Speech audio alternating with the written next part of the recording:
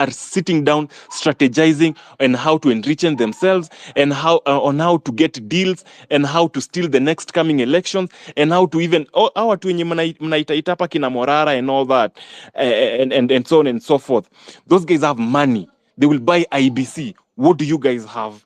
And we'll still go on and on and on and come back on spaces after elections, this coming elections, tuanze kusema venye tumebiwa elections, or tumefanyiwa nini, and so on and so forth. Truth is bitter. Nobody's ready for the truth, but that is the truth and nothing but the truth. When you guys are being told the truth, you're saying, oh, akina yo wamenunuliwa. Mimi nilika chini, tumeka kwa strategy meetings with when you want to be a thief, you think like a thief. When you want to beat Ruto, you think like Ruto himself and 10 more Rutos. You can't sit there and you want to take what by legitimacy. It can never be legitimate. I'll tell you that for a fact. It will never and can never be legitimate.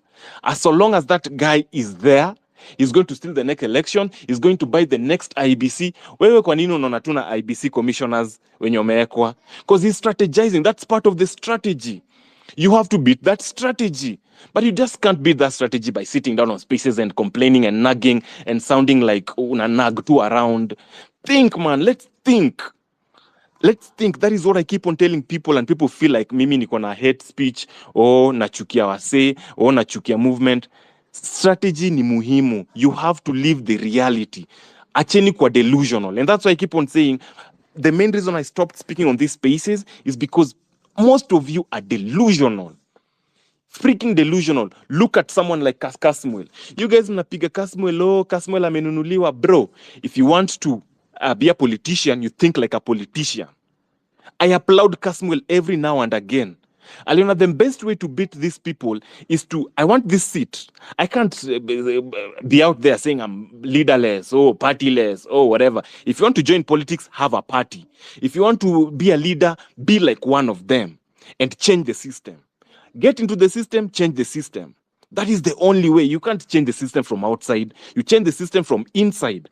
Because how will you change the system from outside and you don't even know whatever is going on in the system? Come on, guys. Let's wake up. The more we come on these spaces, tear each other down, and nini, the more you're wasting time. Tutajipata hapa 2027 na the same story. Kura bado zitaibwa, IBC bado hatuna, na bado tunapigana hapa kina Morara, sijui Morara this, Morara that. Morara is already in the system. He's in the system. Go and ask him. He's a project. Kwani ni siri. Kwani it's something that is we can no longer hide that bullshit. Yeah. He learned and akaona mimi ndio niingie hapa lazima nikuwe mkora kama hao watu. And that's why I feel sick when Morara comes on spaces and saying oh nichangieni ni baiki tu. Oh nichangie. Come on. What did Amenya do? Tulichangia Amenya nini ku expose Adani? Hatukumchangia hata one bob na ali-expose Adani. Wakenya wanasikia njaa, kila mtu hana pesa na tunafaa kudeal hivyo, hatuna pesa. That's the only solution, man. But if you keep on extorting people, oh guys, buy me this, oh buy me that, buy me this, I need ABCD. Alikuwa nataka inaitwangaje sound system. Hiyo sound system sasa anafanya nayo nini? Tutakuwa tu tuna-expose nini vitu zenye Ruto hajafanya. Let's figure out the way we will now do those things that he hasn't done. The more we keep on derailing each other here, isn't it side shows? And I'll keep on calling you guys out. Isn't it side shows? Oh, isn't it side shows? Useless side shows. As it to side, oh, Kowino amefanya nini? Mimi na Kowino we even broke. We really wish hata kuna mtange to approach atupate hiyo pesa tukule. Hatuna rent, unaniambia hapa DSG, natumia internet yangu, hakuna government nini ameni sponsor. Yeah? So let's think. And let's stop just running our mouths on these Twitter spaces. If you see me now, ladies, not even picking a mic on these or whatever, I picked a mic because I was told you're speaking about my name. And I had to come and clear the air. And fabisch, I'll tell you this for a fact. A lot of people are saying that you're keeping on pushing these things. And when the movement began, watu wa majuu walikuwa napush watu tuendeni streets, hawa wako kwa streets. Mnaambia watu endeni streets, nyinyi hamko kwa streets. Amjui situation kwa street iko aje. I'm tired of going to funerals. I buried almost 6 lives. Nilienda kwa funeral 6, my guy. Do you know what it means for those 6 families? Kuluzaa watu 6. Hao watu 6. Sikuwa nawajua. Mimi niliwajua kwa street. Kwa street. Mimi nimechoka kuzika watu, nimechoka kwenda kwa funerals because inanitouch mentally, and I don't need that bullshit anymore. It could be my brother, it could be your sister I'm going to bury, and I'm tired of burying people. Right now, if you want to whatever streets, I don't think streets is the solution. And I'll keep on saying this, na mnikujie. Naweza pati address. Streets is not the solution. It can never be the solution. If you go to the streets, watu tuna distract mali, wanatuma goons. Wakishatuma goons, watu wengine businesses zao zimeharibika. Huyu mtu anaenda kulala njaa, akona mouths to feed. Tunamsaidia aje? Tunamsaidia aje? Answer me. How are you going to help that mama mama Mwangi mwenye alipoteza Mwangi wake? Tunamsaidia aje? Streets. Come on, man. That's bullshit, man. Let's call a spade, not a big spoon anymore, man. Tuache kudanganyana kwa hizi streets. Watu wa majuu kujeni, tokeni majuu kuje streets, basi mwende kwa streets. Sasa tunaenda streets ya kutosha, pia nyinyi mwende streets. Come on, man. Tukwe serious. Ayo, before ukwe serious ukienda, umeranja ya kutosha. Now, can you go now for the solutions that you are having for us? Bro, if you want to remove this government, strategize. Pushini, watu waweke IBC. Amwezi pata president. Ngoja kidogo, Fabish. You're the host, so just give me the mic to speak. You guys, step by step, hatuna hata IBC, haijakuwa reconstituted, mnaenda streets. Oh, Ruto must go. Ruto anaenda wapi? Anaenda na elections gani? Nani ata elect ni mwingine? Commissioners wagani wataweka hizo institutions za ku make sure tuko na elections? Ruto ni smart, si mjinga kaa sisi. Anajua kwa nini haja reconstitute IBC. He knows very well kwa nini haja reconstitute IBC. Sasa tukize placards Ruto must go. Anaenda wapi? Right now we need an IBC in at stake. We need an IBC in place to ensure that we have elections. Sasa tukiambia aende, anago wapi? Atakuwa impeached alafu nana na muimpeach na sasa shabai parliament mzima, nana na muimpeach. Kama ende amecastigate nani amekuwa Rigiji amekuwa impeached because he was being a pain in the ass. What next step do you think?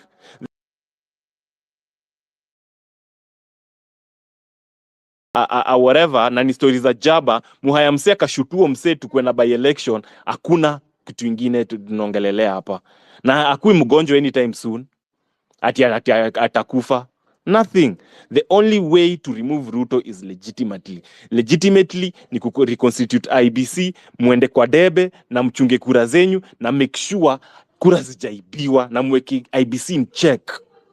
But hizi zingine must go, ati tunaenda kwa streets na tunaribia watu biashara na tuna nini magari za wenyewe na tunauana tunauliwa kwa streets. Mimi nimechoka kwenda matanga bana.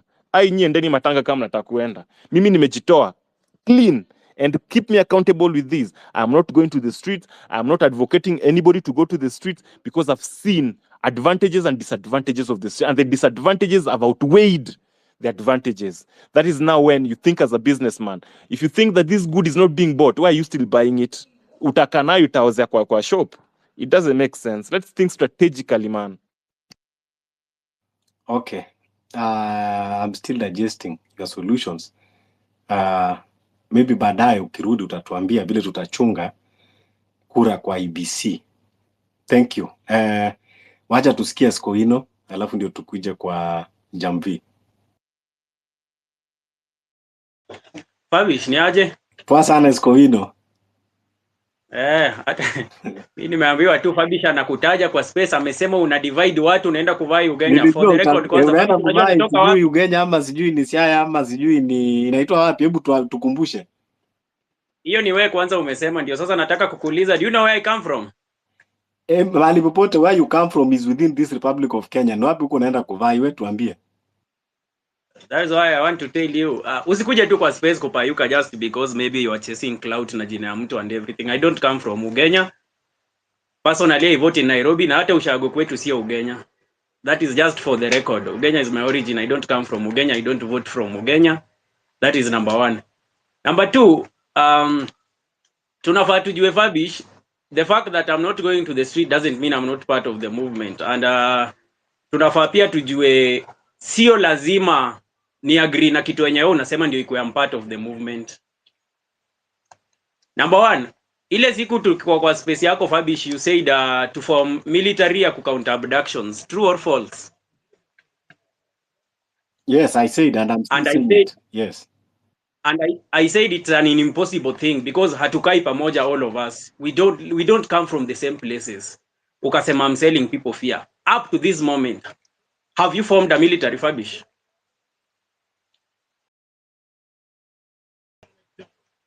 Like, nauliza hiyo, have you formed a military? Go ahead with the submission, alafu nitakwambia ango. Now I'm just asking because my submission is based on that answer. Yeah, go ahead with your submission. I'll tell you. That is a question you are posing. If you've not formed a military, I believe it's not because I said it's impossible. Because wezi niambia only yes kwa akisema it's impossible, then it cannot happen, then you cannot go ahead with it. So the fact that you've not done it is because unajua haiwezi fanyika. So and the only thing I say that day is we should explore reasonable solutions. Yes, hizi ni vitu kila mtu anaweza tamani kufanya. Na hata mimi naweza taka kukuwa hiyo part of hiyo military. But is it something we can do? Mtu mwingine anakaa, wewe maybe unakaa huko Lavington, mimi nakaa Kayole, mwingine anakaa Dandora. Saa zile nakuwa abducted, will you be there to counter those abductions? How will that military respond? How will it work? Is it a reasonable solution? It was not. But you said nimenunuliwa na ODM, that's why nasema hiyo ni kitu impossible. Well, kama nilikuwa nimenunuliwa na ODM, I stepped aside. Have you done that thing? Have you explored that solution you said? You've not done it. Aya, wewe mwenyewe ulisema 2027 hauwezi vote because unajua Ruto ataiba nini? Kura. Ukasema wewe utakuwa unangoja watu kwa streets. It is our democratic right to vote. Does it mean the fact that ulikuwa unasema hauwezi vote, you are selling people fear that watu waache tu Ruto aende ashinde rais? Why are you selling fear? No, you are just giving your opinion why you feel you are not going to vote. Why is it when someone else gives their different opinion on the movement, una feel they are dividing the movement? When you give your own that you will not vote and you want people not to vote because Ruto will still vote, then yako nayo where you are not dividing the movement, where you are actually championing for it. How is it that contrary opinions to you, any opinion that does not resonate with yours is divisive, but yours, if it feels divisive, it's not divisive because it comes from you? That is not how we are supposed to reason. We had a space yesterday. My space was not to castigate people who did not go to the streets or people for not going to the streets or anything. I'm surprised I'm told you are in that space. Mbona unakuja na like anonymously? Why don't you just come? You have the guts. You are a man. Mimi siwezi kukuchapa. I've come to yours because I'm told you are discussing me. You are saying mimi nimenunuliwa na ODM nataka kwenda kuvai seat Ugenya. My question is, I don't even come from Ugenya. Do you have evidence that I want to go and vie in Ugenya? You don't. Tusifungue hizi spaces kudiscuss watu. Like I said, and hata mimi nilisema, streets ilisha yield what it was supposed to yield, Fabish. That is one fact. The 25th June, the streets delivered. The streets absolutely delivered what we wanted it to do. But will streets be the solution every single day to kona shida? Because I don't think shida zetu zimeisha. But is the streets what has been solving those problems? Jana Adani was cancelled. Was it because of the streets? Because last I checked, maandamano ya jana was supposed to be about femicide. It was not even about to be Adani. Adani was element of surprise by the president. Maandamano ya jana was supposed to be about femicide, but the president cancelled Adani. Did he even cancel Adani because we went to the streets? Because I remember that Occupy JKA ya kwanza was the first day you were protesting about Adani. Did the president nullify that because of Adani? No, yeah, nullify because the United States imesema Adani ni wabaya. Finally, imepata Adani na kesi. Because if the president was really a listening president, ange nullify hiyo mambo na JKA kitambo sana. Well, we still give credit, we still celebrate that yesterday's win because the people of Kenya pia, kama hiyo whistle blowing kama ingefanyika, maybe hata the US government ainge nini huyo jamaa hivyo. Now my question is, tukiendelea kupigana sisi wenyewe kwa wenyewe every single time. Nakumbuka wakati Fabish we said here that Morara maybe is not who we think he is. You said we are dividing people, Morara is doing a good job. You are the same person that opened a space to say Morara is a project. Ukasema kurudishie pesa yako. Why is it that when you feel that someone is a project, people should believe you, but when someone else has a different opinion maybe on the movement, then they are wrong because it doesn't resonate with yours. Hatufai kukua hivyo. This movement ni kama marathon. Wewe ukifuata njia nyingine, mimi wewe unaweza fuata southern bypass, mimi nifuate northern bypass, mwingine afuate eastern bypass. If the destination is the same, if we reach where we want us to be, tukimanage kutoa Ruto kwa kiti, that is the main goal. So it doesn't matter whether I go to the street, whether mimi naweza kosa kuenda kwa street, but like I always say, this revolution will be sweet when all of us are here to enjoy it. Not when Fabish is dead, when the real Joe is dead, when Machiavelli is dead, when Japonji is dead. Revolution itakuwa sweet when we are all here to celebrate it. I don't want to be celebrating Ruto kuwa out of power when I'm crying at my friends' graves. That is not what we want. We've lost way too many people in this revolution. If we can achieve this revolution without losing any more people, then I'm sold to that other route. But tukisema watu wa in the streets, did you go to the streets yesterday, Fabish, to begin with? Did you go to the streets? I can bet you did not go to the streets. But you are telling people to go to the streets. How are we leading by example when you are telling people to go to the street and ourselves we are not going, and then we come back to castigate people who are telling people that they should not lose their lives at the expense of others? Watu wangapi walitokea jana parliament? If you are even watching your screens, watu wangapi walitokea jana parliament? Wachache sana. That's why it's so easy for government to abduct watu, ku arrest watu, because vitu tunasema sisi wote atutokei, atukui hapo kuzifanya. Tupe solution na Skowino. It's very few people that wanatokea. But wanasema sasa watu to form military, tufanye nini, tutoke streets. Give us your solution. Leo unaona niko very patient. Leo niko very patient. Leo nataka open talks. So that is why I am accepting everybody here today. Now give us solution. Give us what do you think that can work for us. So umesema kwamba yes. No, wacha tu Kowino amalize kuongea. Wacha tu Kowino amalize kupeana nini yake bwana. Usicontrol narrative. Usicontrol narrative, Fabish. Ayo, listen, I am the one that give Kowino chance. And asijasema kwamba I'm denying him. I am telling him to give us solutions because we are here for solutions. We are not only here to highlight the problems only. Sasa, if ameangalia kwamba my solutions are not working, and that is why today I'm open up for every solution so that we can have a unified, collective voices. That is why I'm asking him, sababu, in the interest of time, we have a lot of speakers. Let him now go on the solution. Sasa where yo unaingilia wapi? Ngoja Skowino atupatie solutions. He is smart. Akona solutions. Let him. Go ahead, Skowino. Fabish, you cannot say because of the element of time. And when I came here, ulikuwa like hadi ulikuwa ushaniongelea umeni-mention, ulikuwa unapiga monologue. That time there was no issue. You have time to give a solution. Hata kama unataka kuongea 1 hour solution, you have time, Skowino. Sija kupimia time.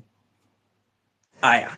Now Fabish, now let me tell you. We've been talking about these things, na nakumbuka nikikuambia that other day that these seats hakuna mtu amekataza mtu atakuvai. Hata wewe ukitaka president you can vie.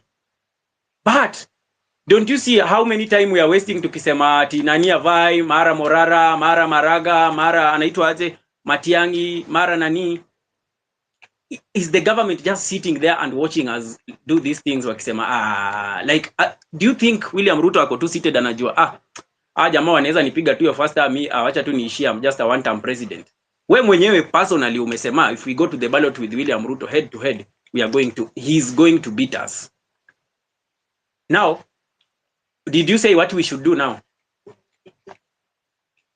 Did you even give us a solution now? Sasa kama hatuwezi mshinda, tuende tu kwa streets. Yes. Okay. But my question is, hata tukienda kwa street, at what expense every single day? At human lives expense. Nilisema easy seats tuna ignore daily on a daily basis, hata kama hizi parliamentary seats. These things could actually save the nation because this is politics. At the end of the day, politics mtu yote anaweza shinda. Our candidate can win, their candidate can win. Our candidate can win, their candidate can win. But ask yourself, candidate wetu akishinda ama wao washinde, wao obviously ni William Ruto. Candidate wetu ni nani? We don't even know. tunashinda kila siku tukiamka tunasema Matiangi. They are just testing the depth of waters. Ukishasema Matiangi, they bring you all the dirt, they bring you the Rivayala problems and everything. After they have said everything on Matiangi about Rivayala and everything, mnaanza kujiuliza, na by the way mtu si alikuwa mbaya. That is how they are using to divide you. Itafika 2027 we have like 5 candidates. Fabish, Real Joe, Mimi, Japuonj, Ayo. Those are 5 people. Kila mtu wewe uende uvotie Matiangi, mimi nivotie Maraga, Real Joe avotie Morara, mwingine avotie sijui nani, 5 candidates. Then hao wakuwe na 5 other people wanavotia William Ruto peke yake. Now he has 5, our candidates have 1. Are they not beating us? Yesterday I said in that space and unasema ati I was castigating people. I said William Ruto only needs 5 million votes and he will beat us. And people are saying no, only madmen can vote for William Ruto. Like, guys, this is politics. Do not assume that he cannot get votes. He cannot vie if he knows he cannot get votes. Tusiassume hakuna mtu haizi votia Ruto. Ruto can easily get 5 million votes from Kenyan side. Our Kenyans wenye mnaona wamechoka can easily give this guy 5 million votes. So tuache kufikiria tu like no, he cannot win, he cannot get 5 million votes. It's so easy for him. Now sasa sisi pia to settle, tuangalie. If he doesn't beat us, hata huyo Maraga wetu akishinda, hata huyo Matiangi, anyone wenye mnataka, mimi I'm sold out. Me, I want him gone. Number one, I did not vote him, so I cannot even want him to be my president. Up to this moment, I know he's not my president. But hata tukivotia Maraga, assuming mumevotia Maraga na mumemvotia with all, mumerudisha 50% of William Ruto MPs, how will he run the government? Are we even thinking how will he run the government? People said, oh, Kenya 80% of MPs who are re-elected. That is a wrong assumption. Even the last parliament, 54 to 57% of MPs were re-elected to this current parliament. That is around 150 MPs were re-elected. So to make your assumption, what if they are re-elected again? Will that our clean candidate run the government with the bad MPs? That is how politics work. So tusiassume tu, oh, tunafaa kuelect nani ana divide movement. Fabish, if your way is the street way, go to the streets. Usiambie watu waende alafu then you are sitting at the comfort of your home waiting kuangalia what happened in the streets. I did not stop going to the streets after the JKIA. I heard you say that when I got into the space. I stopped going to the streets after the nane. Hiyo ndio maandamano nilienda ya mwisho. And it's not that I cannot go for another maandamano again. If it is organic like the 25th of June, I will be on the streets because personally government imenifit. Mi hata nashangaa, kwanza unitumie pesa hiyo inasemanga government inanilipata au nilipe. Because at this moment I don't know whether I'm the one in government ama ni wewe. Because inaweza kuwa hata ni wewe and now you want to divide us saying ndio sisi pia tusambaratike. We don't know at this moment. Because wewe pia unakujanga hapo unatuambia Joseph Boynet anafanya, where do you get this intel yourself? I can also say I want to question that now. Does it mean you are dividing, you're not part of the movement because you have such intels? So tunafaa tukue reasonable. At the end of the day, easy solutions, tuangalie solutions zote. Tusikue tu like what we want pekee is what is there. Is the streets yielding fruits? Unasema government imeweka heavy security on the streets. Ati now that sasa tumeachieve kitu. Government kuweka heavy security na kucounter maandamano yetu, how have we achieved a thing there, Fabish? Like, let us be honest, how have we achieved there kama government imecounter everything na ikatuzuia kuingia kwa streets? Because our goal is kuingia streets and make our voice heard. Now wameweka heavy security everywhere and our voice has not been heard because wamecounter tu kusema msiingie streets, msiandamane, msizowasambaratishe and all that. We've not achieved anything by that. Tusidanganyane sasa hapo tumeachieve kitu because the government imeweka security, inamaanisha wametumia nini? Wanatumia tu pesa yetu kuweka security actually. They're even wasting more resources on doing that deployment. So tuzikuja hapa kuanza kupigana among ourselves saying oh nani anataka kwenda kuvaa Ugenya. I don't vote in Ugenya. Ugenya is just my origin. Hata ushago kwetu si Ugenya. I don't know ushago kwetu si Ugenya. But coming to the space discussing me when I'm not there. If you want to discuss me, open a space, send me a link, nikuje unilecture kama nasikia, please. Just lecture me when I'm there. But coming and saying oh Escowino, oh Ayo, oh sijui wanasambaratisha watu, wanacastigate watu wenye wanaendaga street. I did not castigate anyone who goes to the streets. But if you are ready to go to the streets, Fabish, go please my brother, go. If it will help us achieve the movement, go. Mimi too, I'm feeling that the streets at the moment is not the goal. ingekuwa ni the goal after that 25th June, the second maandamano ya kuoccupy State House, maybe Ruto angetoka hiyo day, but hajatoka up What to is this the goal moment. now? That's what I'm waiting to hear.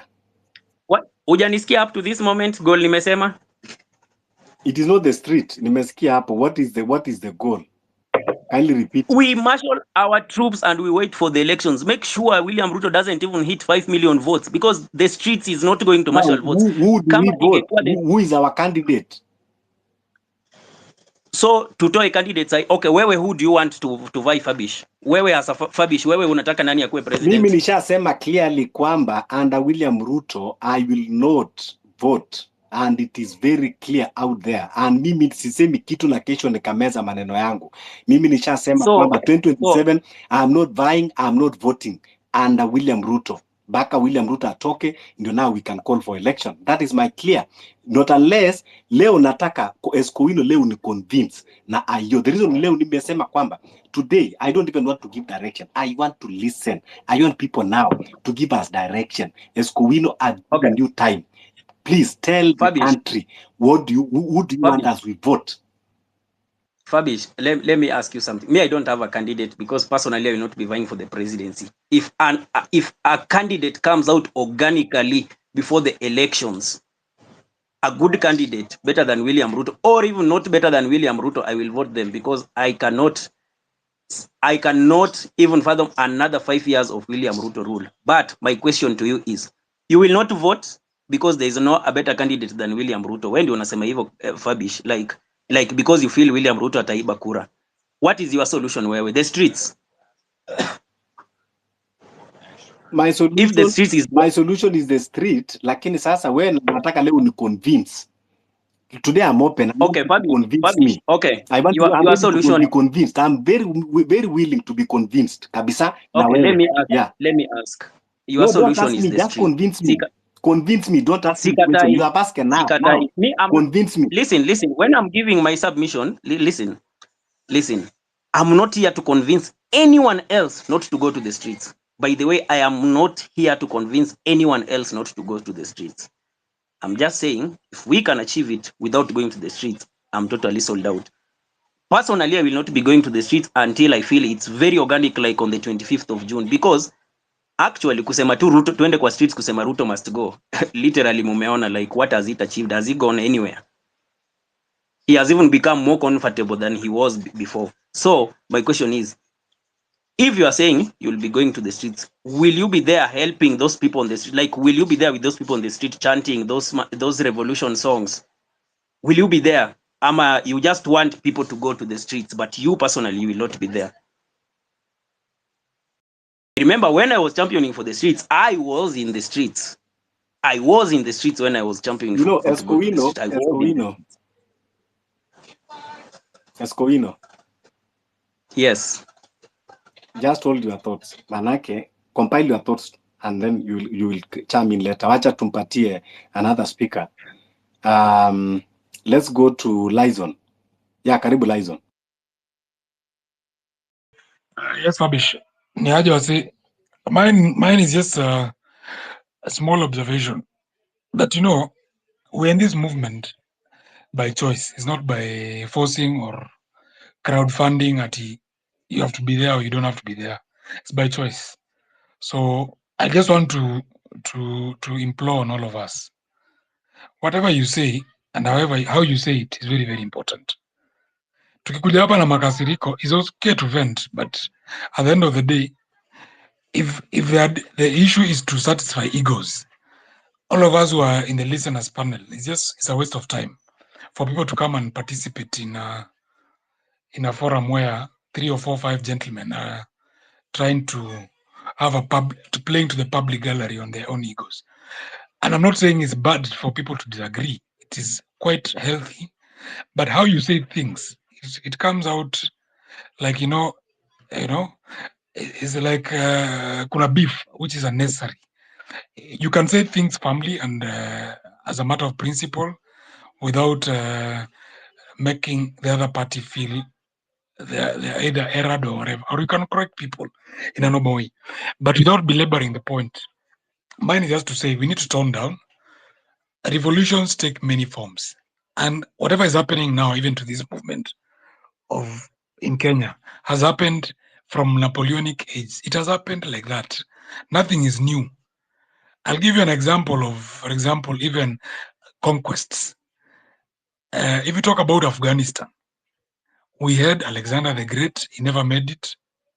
We had the Mao Empire. They tried it. They didn't make it. We had many Americans tried it. They did not make it in Afghanistan. Russians tried it. They did not make it in Afghanistan. The Victorian Empire tried it. They didn't make it. Why? Just because that terrain is very different. The culture of the people is very different. And very many people, including the most recent empires, conquest with technology of Americans and so forth, have never made in Afghanistan for those very basic reasons. So it is us to understand what is our culture in Kenya. If we are to do a Kenyan revolution, we must be aware that some of these things, disagreements, nini, will be there. Everybody wanting to propose a way. If it fails, it's fine. If Kenyans are not party to it, it's fine. But as we keep moving the movement, because eventually we'll get somewhere. But the moment we come here and try to shoot down at each other, it may not really help at the end of the day. Because at the end of the day, we want success. If we want success, then whatever little success has been achieved, for example, Meg Whitman, we were able to marshal through the hashtags. I believe it was a big consideration in our own morals or ethics to drop the ball and say, I'm going to leave Kenya. Because for her, she has a different culture, and like the Kenyan culture, she could probably not handle that embarrassment and being bombarded with 1 billion impressions of her murder. So we have a different culture. So in our culture in Kenya, we could say, for example, that the threat to go to the street has not worked. But in other forums, when the government reacts, there's some information that is getting to the right places. So I am not saying that we should tone down for the sake of it. My advice is that there are very many people who are sacrificing time to be in these spaces, to listen to the merits of the speakers, and also to release or to react or to plan for government on what is happening. So when we give them the impression that we are scattered and we are all over the place, it's quite childish. So I'll implore on us that we could say things to correct each other without really making it too personal, because when you make it too personal and egoistic, it doesn't help the rest of the speakers. Maybe that's my 2 cents. But let's keep pushing what we need to push. Let's share ideas that can make the movement work. For those who believe in the streets, let's try to see how best to go in the street. For those who believe that the military way is another way to do it, but doesn't require 1 million people to do it, we shall continue planning whatever we can do. Whichever will work and bring down the regime, it's fine. So it's not a gang raping event whereby we must all feel safety in numbers per se. This is a revolution which will take many twists and turns. So let's not beat each other and hammer each other because someone said he's going to the street, he didn't go. Those are issues that will not help us. And those who have said they're going to the street and they don't go, either way, whether they went or they did not go, we are here now. Let's talk about forward. I rest my case. Thank you. Let's go to the real, then tukuje kwa Jabonji. Thank you, Fabish, for the mic. I think I'm beginning to wonder in where I'm seated and really ask several questions. We keep talking of revolution. I'm beginning to wonder if there's any movement. Do we really have a movement? If I would ask, because of late I'm hearing a lot of discourse here and there, and a lot of things that are happening. So I'm really asking myself, do we really have a movement? Has there been a movement even in the first place? These are questions that I'm asking myself, and I stand corrected. I mean, I'm a human being, and we are all human beings. We don't have monopoly of of information, and we don't have monopoly of anything. But having said that, the reason I'm actually, I was just planning to listen in. I was not planning to speak. The reason I decided to request the mic is just to clarify, to just, I'm not even to clarify, but just to make some points here. I mean, I'm looking at the events that have taken place in this country. If we started agitating for change because of finance bill, and that is the fact. The truth is that finance bill is the reason why Kenyans, majority of the young people went to the streets. At that particular time, they were grappling matters economy. There were issues with the public debt. We were asking what is going on with the debts and things like that. Why are you taxing Kenyans? Why are you increasing taxes? And the finance bill of 2024 was the catalyst. And I think the young people, after feeling that we went to the streets and achieved some very serious protests without the help of any politician or any traditional politician. And I can remember during that time, the young people had categorically asked the politicians who always ask Kenyans to go to the street to keep up. For example, Raila Odinga, they had asked him, and the protests were successful, I would say. Kenyans went to the streets, and at least it was seen that, yeah, young people are agitating for change. That's a very good thing, and that was a very good step towards the right direction in our country. Because over the years, young people have not participated in these things so much. And I would not really say young people have not participated, because I started joining protests in 2017 when we were going for anti-IEBC, if for those who remember. And we're in 2017, towards 2017. And in 2017, when the candidate I was supporting lost election, we decided to form NRM, National Resistance Movement. So I have been in the streets for a while. I at some point here, and Fabish, you would bear me witness. I totally differed with you so much, and you threw me out of your space. And these are some of the things that are happening, and it's because we don't seem to find a common ground out of all these things. We want to monopolize the movement. I mean, there are people who want to own the movement. There are people who want heroes out of this movement, so that it is so and so who saved us from this and this. It is so and so who is now leading us. It is so and so who is now calling for the right call. It is so and so who has the best solution right now. And that's one of the downfalls that I can see. Having said that, I want to draw us to a few things. In the fight for some of the things that we are fighting for right now, as bad as this might sound, there are people who started fighting for them very, very long time ago. Immediately after independence, there are people who started fighting for human rights in our country.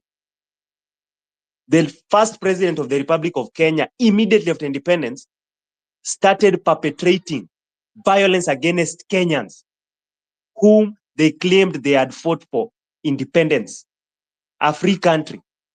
We saw political persecution during Moi, during Uhuru, the first president, Uhuru Kenyatta, the first president of the Republic of Kenya.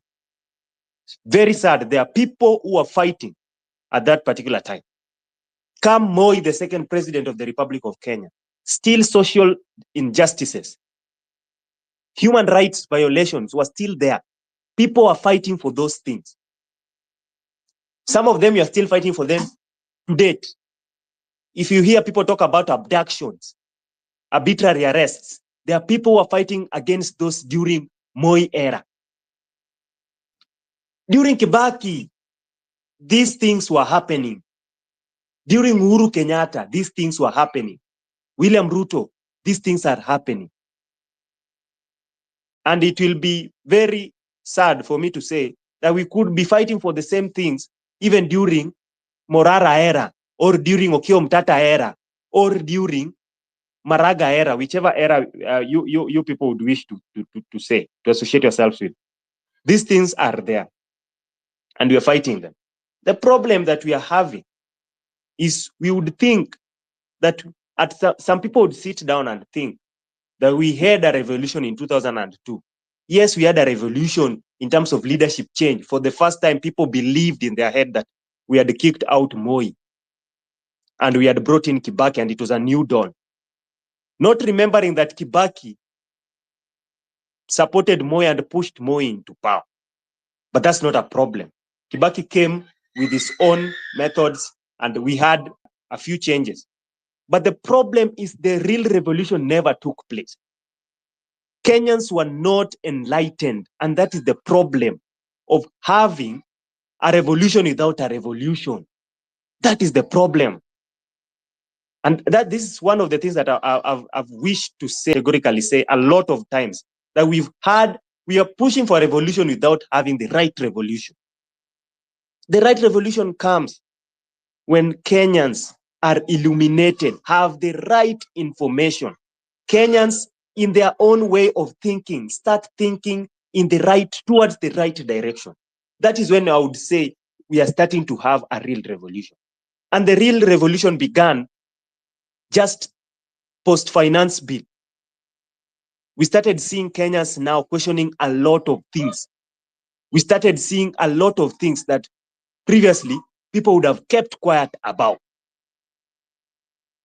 You know, previously, we've had a lot of atrocities. We've had a government borrow a lot of money, and nothing. Kenyans were not waking up and standing up to these things. You guys were here in 2012 when immediately after the 2010 constitution, 2 years down the line, we amend we come up with an act, the PFM Act. Immediately after Uhuru takes over power, 2013, in 2014, just 1 year down the line, we have a amendment to the PFM Act. Yeah, we have amendment to the PFM Act in 2014 when Uhuru takes over power and amends Article 206 of our Constitution. And some of the times when we go to space to talk about this thing, hata kwa hii space ya fabish, I was told unaongea kizungu mingi. Tunataka solution na tunataka tuende street. But when Kenyans don't understand some of these issues that we are talking about, and the problem is this: we go to the street without the right information. People are going to the streets for a revolution that is not there. What are you going to say when you're going to the street? What are you going to tell people when you're going to the street? When some of us talk about these things, you are seen as someone who anaongea kizungu mingi. Oh, don't come and lecture us about this thing and this and this and this and this. Do we have the right information? Because information is power. Some of people have castigated us, but they are nowhere to be seen. For example, 21st. What happened yesterday? Yes, what happened? What happened yesterday where people are going to the street? What happened? How many people turned up, including you, Fabish? Because Fabish, the other day I was in a space and you inboxed me and told me why you told me to come to KOT space, which was not a bad thing. People are mobilizing. And you know, at the end of the day, what is the effect? Because yesterday, believe it or not, Fabish, I can account for myself being in town at the streets. And I'm always responsible for those people I go with to the street. And I've said this several times. I'm always responsible for those people I go with to the street. And this is not the first time I'm saying this. And I say this because Fabish yesterday ulinitoa kwa another space. And you know, these spaces are like media channels. Kuna NTV, kuna Citizen. In this space, people are talking about something else. In another space, we'll find people have set up a topic and they are discussing. And if you listen keenly, these people are always discussing almost the same thing. But I like conversations. That's why sometimes I choose which space naingia. So like on that day, niko kwa space ingine huku, but it's like those who are on this other space are traitors or are sellouts. And the people who are in this other space calling for the streets tomorrow are the real people who are the real patriots and are the people who are fighting for this country more than those other people. That is wrong. I can account for myself in the streets yesterday. Where were some of the people? And I will not castigate you for not going. You have your own reasons why you did not choose to go. Me, I have my own reasons why I went. And it is not, I did not go because of you, Fabish. I've been going to the streets for and I've said this before, Fabish, hata kwa space yako hapa hivi. One time when you dropped me. I've been there on the streets for a very long time. Tumekuwa tukienda hapa, me, I told you, I started going to the street and IBC. I told you in 2023, when we were going to the streets na sufuria kwa kichwa, we were being called mad people hapa. When we were going to the streets na sufuria kwa kichwa. Si tulikuwa tunaitwa watu wenda wazimu. I have said here before, after 2017 election, we started, and some of us at those particular time, we were even sent out of jobs. Tulifukuzwa jobs, employment, big companies where you think that we were sent away, we were sent home because of these things that we are trying to do. But has it made us to go down? No, we've not gone down. In fact, we have even been going up and up and up. We have even become employers, some of us. But it is not a problem. That's not the problem. The problem is, why are you going to the street? And this is my main problem. Why are you going to the street? Do you understand why you go to the street? Most of the people go to the street to protest. I wish people would start going to the street to go and fight for their country. Have the right information. But before then, I have said again previously, Ruto must go. Might not be the thing that gets Ruto out of power. It might not be the word that we must give people the right information downwards. Everybody having the right information. They don't have to come and sing with you, Ruto must go, but having the right information. I was doing an analysis in one of the spaces that I host about voter apathy. Ndio nimeona hapa juu maandika voter apathy. About voter apathy among young people. Young people take votes and they don't even vote in the first place. Do you know this election that Ruto won? Ruto won with 7 million votes and so. Raila came with 6 million votes and so. Do you know how many people did not vote? 15 million people out of 15 million votes, accounting for 25 million registered votes. Do the math and subtract 10 million votes. Out of these 10 million votes, 85% were young people. Who, if you do that 85% calculation, if these young people voted in one direction, this vote would count to a voting block, a stronghold kushinda hata any stronghold that is there, Mulima, Nyanza, Rift Valley, whatever. And that is education that we need to push into the young people. Start telling the young people, why should you vote? But sometime when you put on some of these spaces, someone in that space, by the way, came and started telling me, ameomba mic kwa space yenye na host, akaitisha mic, nikampea, akaanza kutuambia hizi space mfunge zote, hakuna kitu unatusaidia nayo. Kenye tunataka sasa hivi kusikia hapa ni venye Ruto anaenda nyumbani. Hataki kusikia kuhusu voter education. We don't imagine. And you think we are anywhere close to achieving a revolution? We are not anywhere close to achieving a revolution. We are not. If someone can reason like that, akuja kwa space, anakuja, I've given the person the mic, anakuja kutuambia, and I can hear from the voice, is a young man just like me. Na anasikia kwa sauti yake, anaongea, mpaka is even throwing insults, ananitukana. We are abusing each other like that, like that, like that. You know, in a space, unatukana hata mtu ujui. Unatukana hata mtu ujui. Unaona? Mtu mwenye pengine hata baba yako mwenye uko na ameshinda hata baba yako with a lot. But you see, this is the problem that we have as a young people. Intolerance. Intolerance. Oh, huyu ni sell out. Oh, you since we are in maandamano. Oh, you sijui nani. Oh, you sijui nani. And I like the fact that Escovino, you have put Fabish to task. Leo Fabish atuambie kama anaendanga hizi maandamano huwa anacall. Aliitisha 11-11. Aseme leo kama alienda 11-11. Sisi tuko na evidence because sisi tunatembea hizi town. 8-8 tulikuwa, aseme kama alienda 8-8. Sisi tuko na evidence yana. Unajua kuna vitu zingine saa zingine tunasema hapa kwa space. Don't think that everyone who is on the space at wapi in another separate space is not. That's why I was asking, do we have a movement in the first place? We have to speak with one voice as a people. We have to educate each other. Kindly learn, Lazima tufunzane. Why are we land? Fabish, hata kukua mtu mwingine mwenye saa zingine sijui unaongeaje. There's nothing. The solution here, and I don't know whether I'm speaking it, nimekuwa nikiongea. The solution that I'm selling to us, and I want to employ even the listeners who are here in the listeners panel, let us educate each other. About look what? At how give us the list of what we should be educating ourselves. Fabish bana, unajua mimi na wewe ni kama pengine siku moja hatuwezi kaa chini to reason. No, hatuwezi ku reason You reason to me. mimi nataka I want you to shoot straight. Tell us, because Wewe even kama when you are nani? educating Wewe yourself on kama something. nani? Sasa wewe kama nani? Just let me finish and speak my So you are things. addressing me. Usiniulize So you are solution. addressing I'm me and giving a others. submission. I'm giving a submission. Just usiniulize solution. Me, I'm just giving general submission. Don't ask me for solution. I might not have the solution to save this country. I'm just one person. I might not have the solution. Your opinion. Yes. Just allow me to give my opinion. What I'm saying is, and I'm talking to the listeners down here on the panel, on the listeners panel. Let us have some realistic and tangible ways of fighting. There are ways that there are so many things that we can do. And me, I support literally anything. Hata kama watu wanatokea maandamano mtu moja, at least I ensure nimeenda, and the people that I go with and I'm responsible for them, bora wasishikwe and this, and I get out there and support.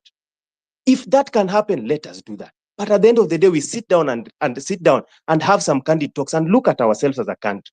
What is ailing as a country? We have seen we have gaps in leadership. Yes. We start looking at this leadership. How can we go through this leadership? I have said before in other spaces, we need to look at our laws and understand our laws as well. We might start fighting this problem even using our laws, those things that we think that we are ignoring. We have so many bills and acts that have been passed in parliament that if you go back and look at them, you'll find that we have a problem in this country. We need to start going, and I've said, nimesema mahali siku moja, because mahali unaishi, it's a ward. Mahali unaishi, kama mimi nafanya nitafute nani, anaitwa nani, I need to look for people, vijana hapa, and tuende tutafute huyu jamaa ana ward yema anapiga nduru mingi sana alai. Each and every where you stay is a ward. You can consolidate yourself and start demanding for change in the ward, going up to the constituency, to the county, to the national level. All these things, if you see there's no road where you live, you're the first person mnatafuta ni MCA. You frog match the MCA. Let the MCA give you the responsibility like that. That is what the law says. Access to service in Article 6. The county has been devolved like that. But when you say these things, mtu anakuona ni kama you are a traitor and you don't want to focus on Ruto. No, everybody does not want this man. At the end of the day, all this noise that we make online, these things bring pressure. Zinaleta pressure. They bring pressure to the president. But they can also aid in what he's doing. We need to look at ourselves and sit down and have candid discussion. And at the end of the day, we must also educate each other. So, Fabish, ukiniuliza educate each other on what? That is a very stupid question, I would say. Let us have things that are tangible and do things that can save us. That's why I'm asking you the tangible things. Fabish, you know, these are the kind of people that I've been talking about. Someone will come here, we give him almost like 30 minutes, ako tu kurant. Yes, we need to do this. Give us the tangible things. You are not saying. Give us your opinion. What is the way forward? You are not talking. And that is why today, nimependa kuita watu space. Hata hatuwezi kwenda maandamano because Fabish atokezei. Are you fighting for me? Am I Kenya? Come on, be realistic on what you are talking. But Fabish is here to call out the issues. Whether nikitoka, whether Fabish akufe leo, Kenya is there to fight for. Kwa hivyo tafadhali, ndio sababu nimesema, the way you are talking, your traits, your language sounds like that of a traitor. And that is why I'll keep on calling you people that you are traitor. Ukija hapa kutuambia atikuwa, sijui, unajua, the country has been devolved. Sasa tuwache Ruto, tukuja hapa kwa MCA. Come on, people are not stupid. So the real, you are part of the traitor, and I will call you in my space right here in front of everyone. Chukua wa supporters wako kama uko na mtu umekuja, but mimi nitasimama na ukweli wangu. I say that we cannot behave as if tuko pamoja. It is better to baki watu watano when we know that we are discussing the right cause. One thing I like about Escowino, is Escowino is very partial katika nini yake, katika, Escowino atakwambia kitu ambao utaelewa. You talk of solution, atakwambia. Just the way, lakini sasa real, ukikuja hapa kutuzungusha, if you ask me, I ask you, you are talking of tangible things. Okay, tell us the tangible things. Unasema that is a stupid question. If that looks stupid to you, then you are stupid too. because huwezi kuniambia kwamba you are talking of tangible thing that you yourself you cannot even explain it. So should we wait now for the imaginary tangible things that we cannot even explain? You see, I asked Escowino, what is the way forward? Escowino akaniambia, we cannot run away from leadership. Of which I agree. Escowino, yes, that is his opinion. And it makes sense to me. We cannot run away from the leadership.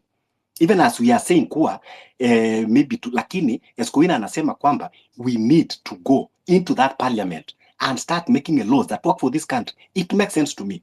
The only difference that we have is how are we going to achieve it? Those are the things that now I can sit with Escowino and we can deliberate and we can have discussion, meaningful discussion. When he's telling me, this is how we need to achieve, this is how we are going to attain these seats.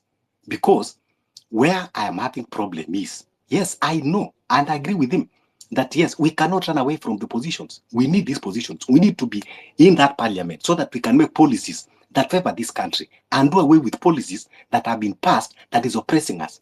But now, the issue that I have and someone is how assurance do we have in a credible election? That is one. Secondly, when we talk of tuchukue kura 2027, nimeongea saizi ni 2 years down to the election. Tuko na candidate UP. Escowino ana candidate, Fabish ana candidate, Lyson ana candidate, Lina ana candidate. Na 2 years imebaki na candidate Ruto ako pale amejiweka mbele.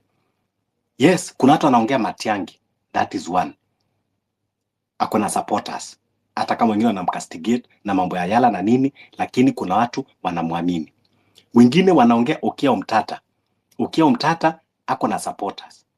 Amepigania nchi, amejaribu kubadilisha policies nyingi, ako na supporters. Wengine wanaongea na Morara.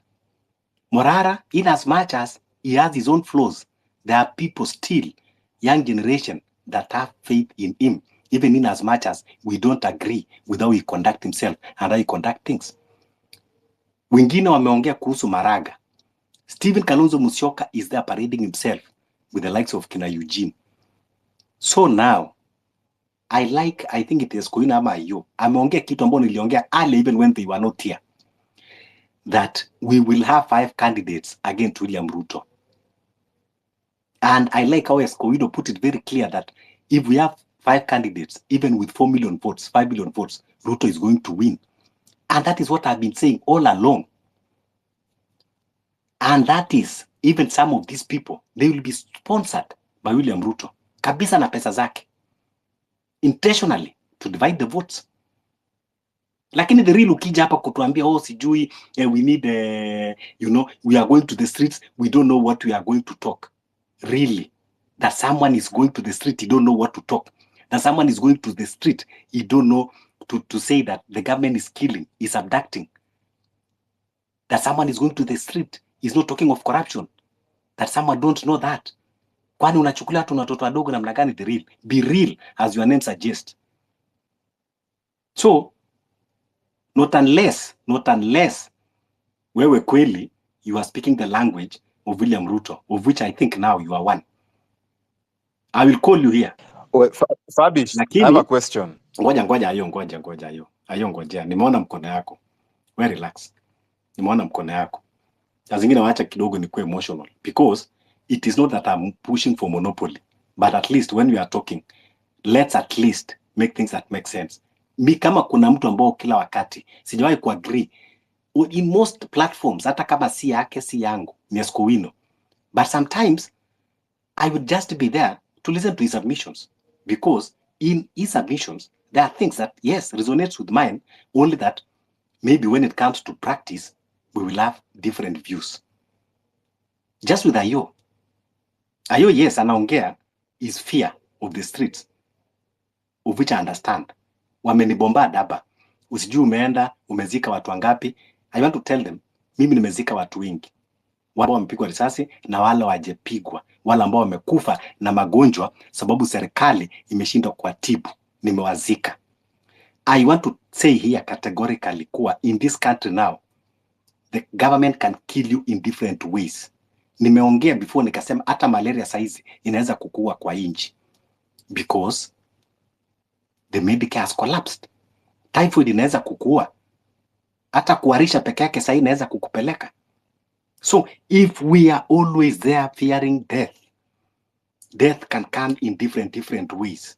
The corruption that is happening on our roads, that we see accidents every day because of poor policies at traffic and the neglect traffic because of corruption. People are dying every day.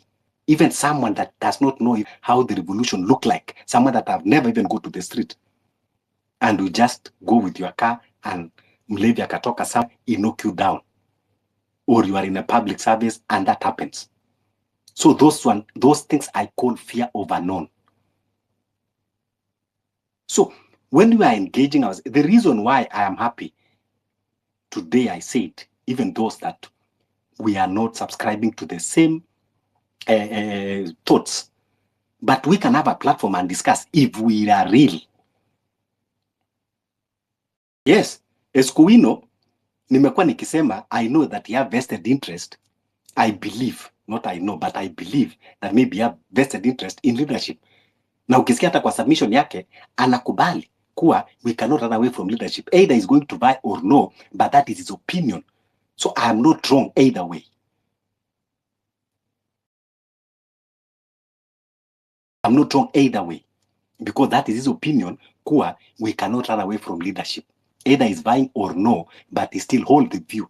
Kwa hivyo, if he get chance, hapo Nairobi kubai, manake nilikuwa na assume ni Ugenya, lakini amesema yeye ni wa Nairobi, then anaweza kubai. Of course, it is constitutional right to buy. I'm not against that. Escovino is not William Ruto. Ajelul this country. He can buy for anything that he wants. Lakini, ile kitu ambayo nimesema tuweke leo na nikaweka open forum. Umecriticize ya kutosha. Let's come now to the issues.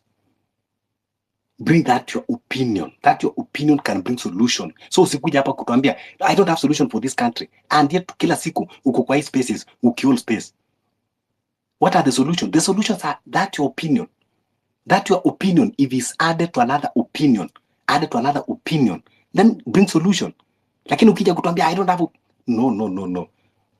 The real, you have really disappointed myself and even yourself. That is not how to handle issues. Now you are coming to pick a fight because that is what you are doing. A fight even that is not yours. Ni mimi na Escovino na hiyo hapa ambao hata tungekuwa na that fight. Lakini now you are coming just because you want to. No, you can, anyhow you want to understand, but I'm telling you, that is not the way to go. If you are talking of tangible, give us 2 examples of the tangible things that we need to do so that we don't waste time ranting in these spaces without solution. I like Escovino, hata ni criticize, alafu mwisho atasema, lakini tukifanya hii, tukienda 227, yes, ile kitu imebaki na yeye tu moja, ni aniambie candidate wa 227 ambao tutamshinda naye Ruto. Mimi nikipata candidate ule ambao najua kwamba wote tutaunga mkono, twende tushinde Ruto, nitakuwa mstari wa mbele kwenda kupiga kura kabisa. Lakini saa hizi vile bado tuko conflicted hapa na pale, ndio nasema haina haja kwenda kwa kura ambao tunajua kwamba ishaenda. We have 2 things.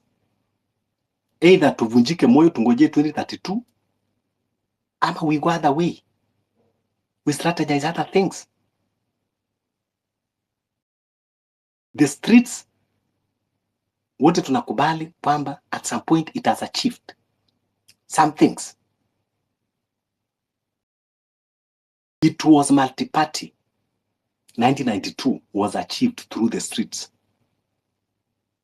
And now, financial 2024 bill, it was achieved through the street. The one that was taken to court, ambao the real alikuwa anatuambia we can fight things through the laws. The finance bill 2023, silirudi tena ikiwa imemea pembe, lakini ambao ilifightiwa kwa street ilitupiliwa mbali. So, fabisch, hata wewe ukitupiga monologue, tell us the solution pia wewe. So wait. Me, I have a question. for fabish, because you said let us talk about things that are tangible, right? Yes, Daria, go ahead. Question that has been asked multiple times: were you or did you ulienda kwa street on the 21st? Kwanza nataka kusema hivi. Going to the street is not a fashion show. It is not a content creation that I have to go to the street na niji role model na nianze sasa kupiga picha nikwambia ayo, unaniona niko parliament. That's what I'm saying. No, So you're That losing the that's point. mean not kwamba me. ati No, That's sababu you're not picha losing what iko the kwa you're point. street missing the ati point. ati That ati is the not street what should we're not have You're saying, it. missing the point, fabish. So Fabish. those things should not be there na, you know. No, no, no, no, Fabish, no, no, no. You Fabish, are you're talking missing the about point. things. No, no, no. You're talking about things that are supposed to be tangible. We're just asking a simple question. Were you on the streets? Me, I can tell you myself, I was not on those streets. Fabish, can I speak? I was not there. Me, I can tell you that. Yes, So I for was not on the you, street. I was not on the street. Fabish need not go to the street, but Fabish called for the street. I want to know, how is that a problem? I was not on the street. oh, no, no, no, no, no. We're not saying it's a problem. So we need to be able to give Joe his flowers. That's the one thing. Because sometimes we need to call things as they are. And you know me, I'm a big supporter.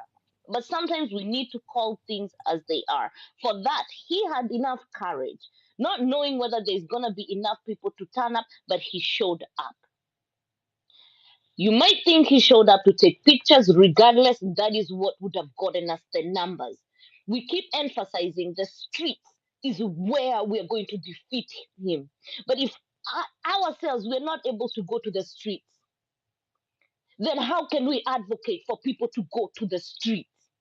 Like for me, I said, if it gets to a point where we all agree that we are all gonna show up, I will take a flight and I will be on those streets when we become united. Now, And whenever we choose, now. listen,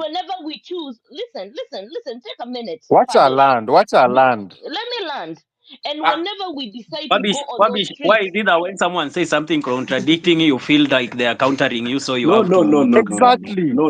Exactly my point, No, Fabish. I want to let us be objective on things that Just we are let Unajua saying. her talk. ukiongea Let hakuna mtu people anakukat talk. short. Well, let If her this space is talk. about Hii your space ni opinion yako. alone, then it cannot work. Hii space ni yako. Wacha Haiwezi kuwa about aongee. you peke yako. Let her talk. so what I'm saying is, whenever also we agree that this going to the streets, I will not go to those streets with only a flag because I know they're not fighting fair. That is something I have made clear in these spaces and why I had to get away from these spaces, because what I was saying was very problematic in going to the streets. So, Fabish, you need, as much as you are advocating for the streets and saying like people to go to the streets, and the mere fact that you are not on those streets, you cannot be lecturing people about going to the streets, because we lead by example. So at that, you need to be able to own up and be able to say and give the people who went to the streets at least that little grace that they were there. Even if there was a handful, they had enough courage to be there. They took time to be there. So let us give everybody an opportunity to be able to make a difference. So when you start to mute people, to drop people, it does not encourage a spirit of us being able to debate and be able to find a true solution. Like I can tell you, Escowino and I, we are on the very opposite side of the spectrum. But we are able to even have a discussion and agree to disagree without us either demeaning each other and without calling each other names, or without, dropping people or muting people. So if I would like to encourage you, because you have people here who are very passionate about Kenya. Sisi wote tunapenda Kenya, na sisi wote tumechoka to the core with Ruto. So wacha sisi to fight, kabisa kabisa, na wacha to call each other for what we call each other. I will come back to you, Escowino, but let me land on the fabish issue. But usifikirie nimekusahau. No, just let it out. Let it out, Grace. Escowino, jana nilikuwa kwa space yako. Leo niko na mashida mingi. Jana nilikuwa kwa space yako na nilisikia na nashinda nikisikia we ni big supporter wa fucking Raila kukuwa like kuchukua hiyo kiti eh? Me, I question your judgment and your leadership skills. Because what you are telling us is to make him a problem to the rest of Africa. Wacha achukue hiyo kiti, even though he's not qualified. And that is the problem that we've had with leadership in this country. Eh? Where you cannot look and tell me there's better people who are qualified for that job than Raila.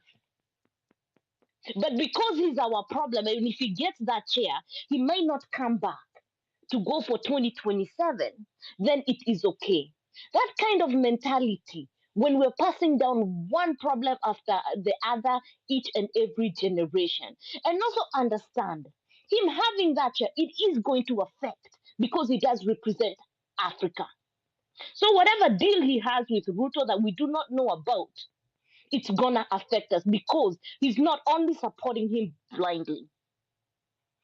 So let us really be very clear on whether it's loyalties, whatever it is.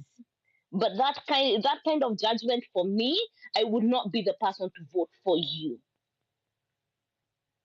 because of that.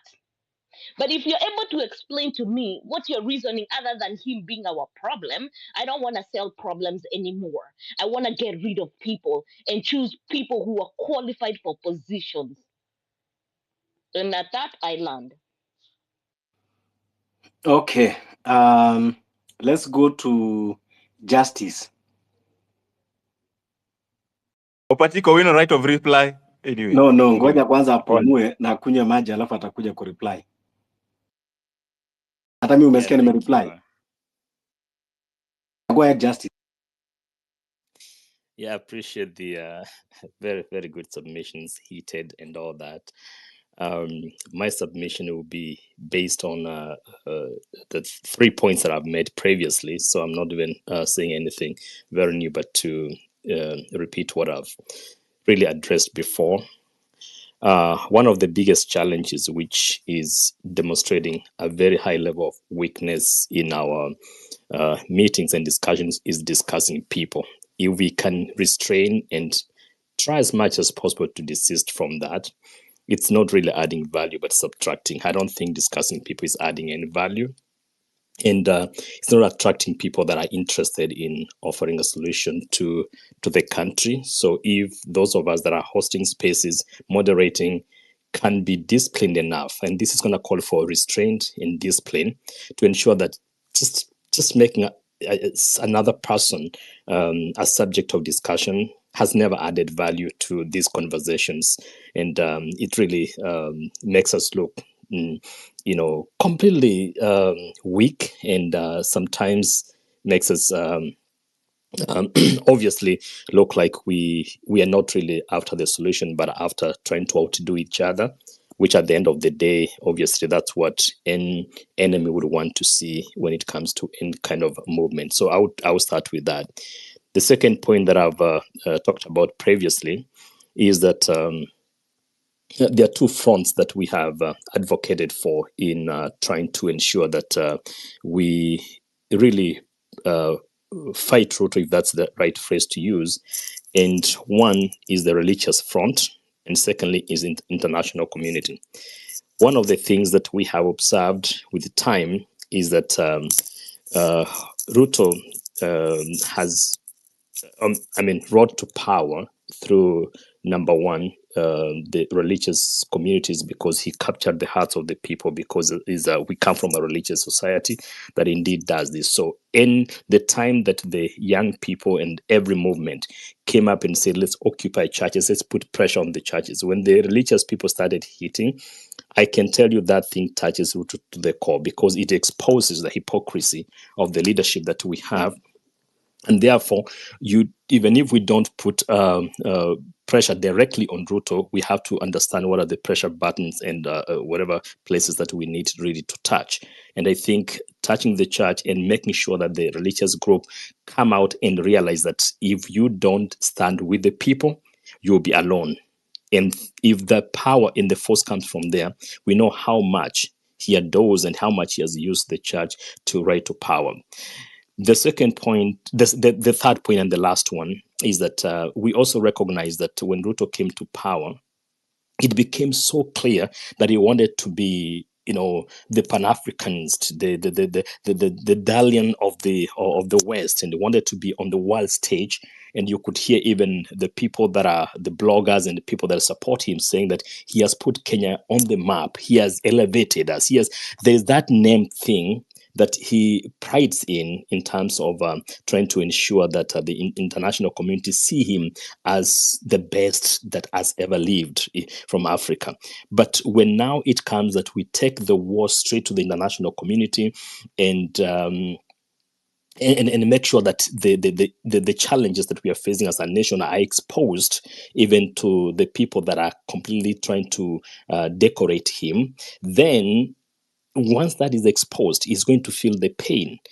Case in point is that, yes, people went out and demonstrated about their Adani issue and all that until Washington spoke, until the whatever happened in the New York came, and then he said that our partner, countries, friendly countries, because they have given us credible information.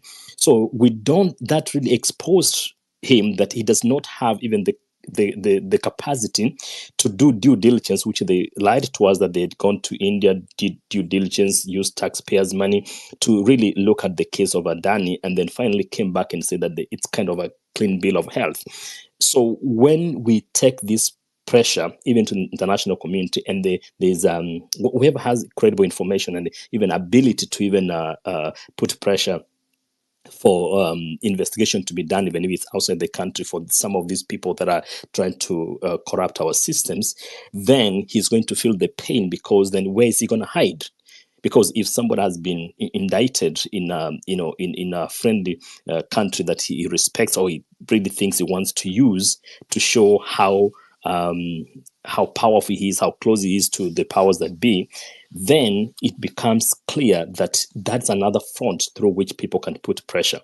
I'm not denying by any chance that the other avenues that are being used, including, of course, going to the streets, going directly to parliament and all that, they don't work. All those are, we have to use every arsenal at our disposal to make sure that this works. But I can tell you, you have to know exactly what really moves him.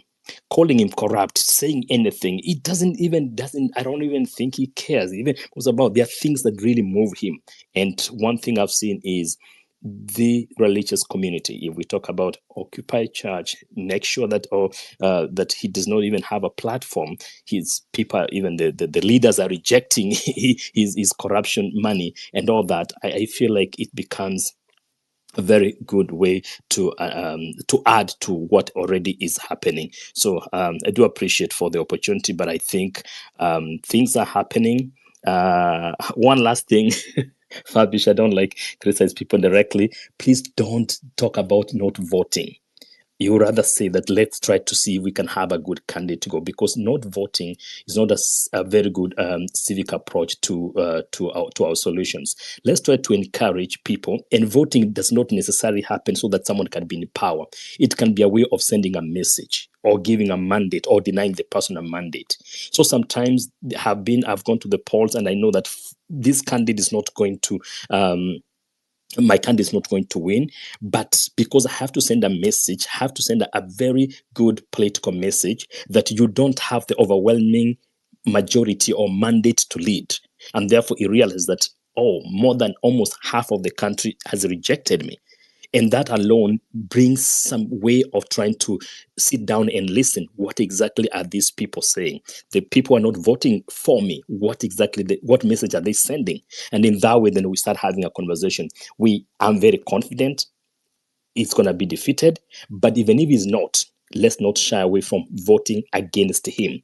So sometimes we go to the polls to vote against somebody, not just to vote for the other candidate. So appreciate that, and thank you. I probably added a point that wasn't in my mind. Thanks, Fabish. Great discussion. Yeah, thank you, Justus, for your great submission, and with that comes with sanity. And yes, I want to take your critics positively, and maybe later I will clearly explain to you the reason why I say I'm going to boycott the voting as long as Ruto is concerned. But of course, yes, what you are saying is true.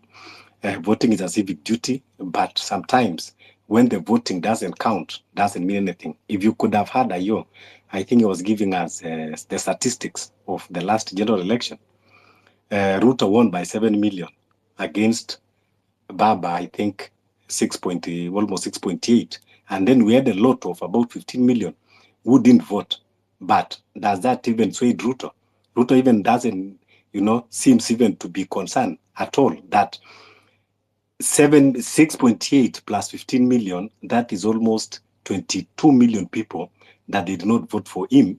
Who voted for him are only 7 million. And he think that he's a popular president, and he assume he's delusional about it.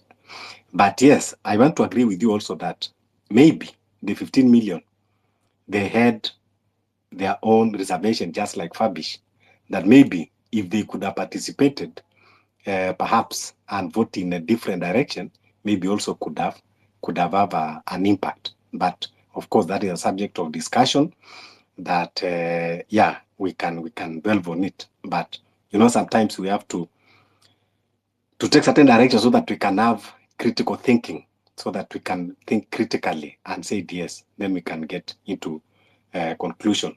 So thank you so much. Let me give to my co-host Japonji, alafu ndio tuende kwa kina Ayo na Skowino, naona wameinua mkono. First of all, thank you, Fabish, for giving me the co-host mic. And I want to start by saying that I have tremendous respect for all of you here. And I love listening to Ayo, Kowino, Lyson, all of you, the real Joe. I've been in your spaces longer, and I love listening now. I've been in a lot of spaces, and I have to say that what I've observed today here a few hours ago, it's a lot of personality, attacks, and that should not happen, guys. We all have we need to have unity of purpose. And the other thing I want to tell you, Fabish, is that Fabish, I've known you as Fabish. I don't even know your photo. I don't even think you know my photo.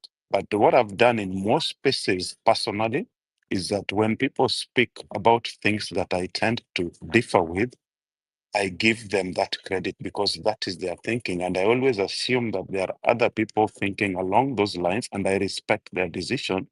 However, I always do my small background check in spaces like when someone is speaking, I always go through their profile. And as much as most of you are not so thorough on checking this, you will realize that if someone is actually a government blogger or working for NIS, they can never post something like Ruto must go. That one I can assure you.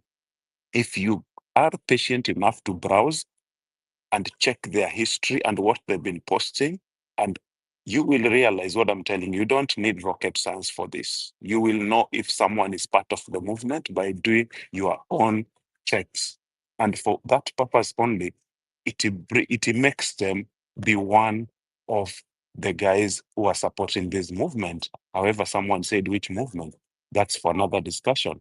Fabish, I've been with you in a lot of spaces, and as I always said, and Kowino and the rest, if you are hosting a space and doing co-host, I've learned a lot from one guy called Pipita. You always give the mic to people because that's what matters. You want to listen to them more, and then even if you are making some decision, you make informed decision based on the people in your space. Because if you try to bring in decisions that like premeditated decisions, like for example, you decide not to vote personally, you know, whatever you say sometimes affects the people in the space in your thinking. But if you are open-minded, you give people a lot of things to debate to debate for, you know. But if you come to space, I mean, if you are hosting, I believe that you need to give people open mic, you know, let them discuss, and then at the end of the day, you come up with a conclusion and know exactly the people that are in the space that you are talking to.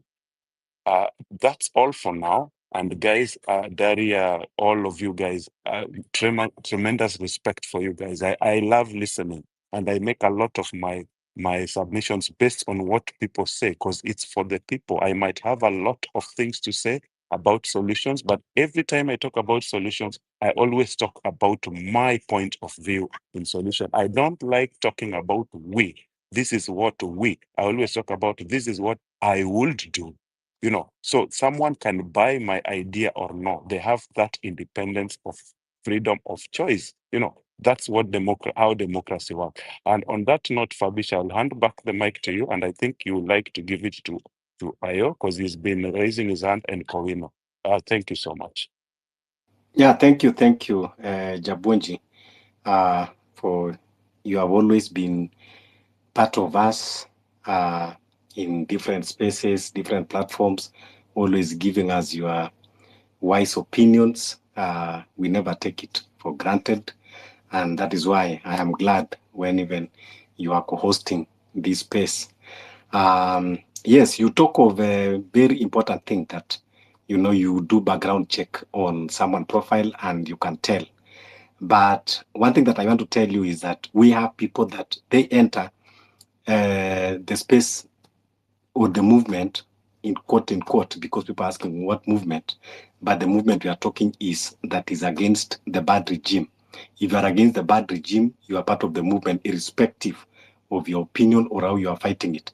But then there are those people that they join, but along the way they got conflicted and they start to serve different agenda, but still pretending. Wale Biblia wanasema wamevaa ngozi ya kondoo na kumbe ndani ni umbwa mwitu.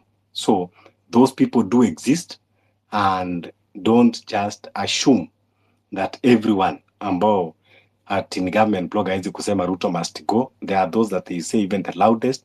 The NIS, I tell you, some of them, I can tell you with authority that they are in the spaces and they are shouting the loudest that Ruto must go, so that they can be able to consume as many information. I'm not saying anyone amongst us here is NIS, but I'm telling you that even them, they camouflage. But so we have to be careful. And of course, yes, the reason I normally give everybody chance, but sometimes, you know, I have my own opinion. That's why I hold a space. Sometimes I just want to hear someone, then I go to Ayo space. I want to hear someone, I go to Escowino space, and I align, because sometimes it is not about being popular that I have to listen to you so that I can make my opinion based on what you are saying, so that we can resonate together. I will talk what I think and what I feel. And then, of course, then I love that latitude of saying my mind, because I have that opportunity. Then when I come to your space, you are talking your own. Either I can give submission based on how you are talking, or based on what I want. And if you agree or disagree, you can decide either not to grant me or grant me. So sometimes we have to get the like-minded people. So sometimes when I keep and talk my mind, I can get 2 people, 3 people that we are like-minded. So I don't need to come here and just start aligning myself with different thoughts that will conflict my own. So I speak my own, then I get 1 or 2 people that we are like-minded, and then we can discuss the way forward. So, but yes, every opinion counts, as you put. So let's go to, I think it was Ayo first, and then Escowino. Thank you very much. Hey, Japonj bana, I don't feel like I'm worthy speaking after you have spoken, bana. Anyway, that was a very, very sane submission, Japonj. You're truly a teacher. But this is what I want to say. I don't think, Fabish, what you're looking for is like what we're looking for is not like-mindedness. We need liberal thinkers. A liberal thinker is someone who thinks anaendanga direction yake even if nobody's joining them because they believe in whatever they believe in. I'm a liberal-minded person, and I don't care what other people think about what I think, and I'll die with what I think, regardless. Kama hata kana nafikiria hivyo peke yangu, I don't need people to support me to feel like I fit in. I don't want to fit in. I want to stand out. And if people say we are going south, I'll go north because I know what I'm going to do at the north. So that's being liberal-minded. Number two is I want to touch. I didn't see a reason why you had to drop the real Joe. The real Joe was making very important points. I didn't find any tangible reason for dropping him. I felt you let your emotion take over you, but that I just needed to put that out. He didn't really deserve to be dropped. But anyway, the space is yours. You are liberal-minded. You have to do whatever you have to do. Again, is the fact that we think differently doesn't mean we don't support the movement. I'll reiterate whatever Kowino said, and I'll also reiterate whatever Daria said. Daria, thank you so much for coming up and speaking up, because you really spoke my mind. In other words, before I got emotional here, when I got here, things were just chaotic. And Kowino came in and instilled some sense of reasoning that I could not withstand at that particular point, but oh well, we are here, we are different. And guys, we don't have to look at life the same way to feel like we fit in. We have the right to run differently. I have to make my own decisions at the end of the day. His own decisions at the end of the day. Ana respond to serikali saizi, si hata mama yake ama baba yake.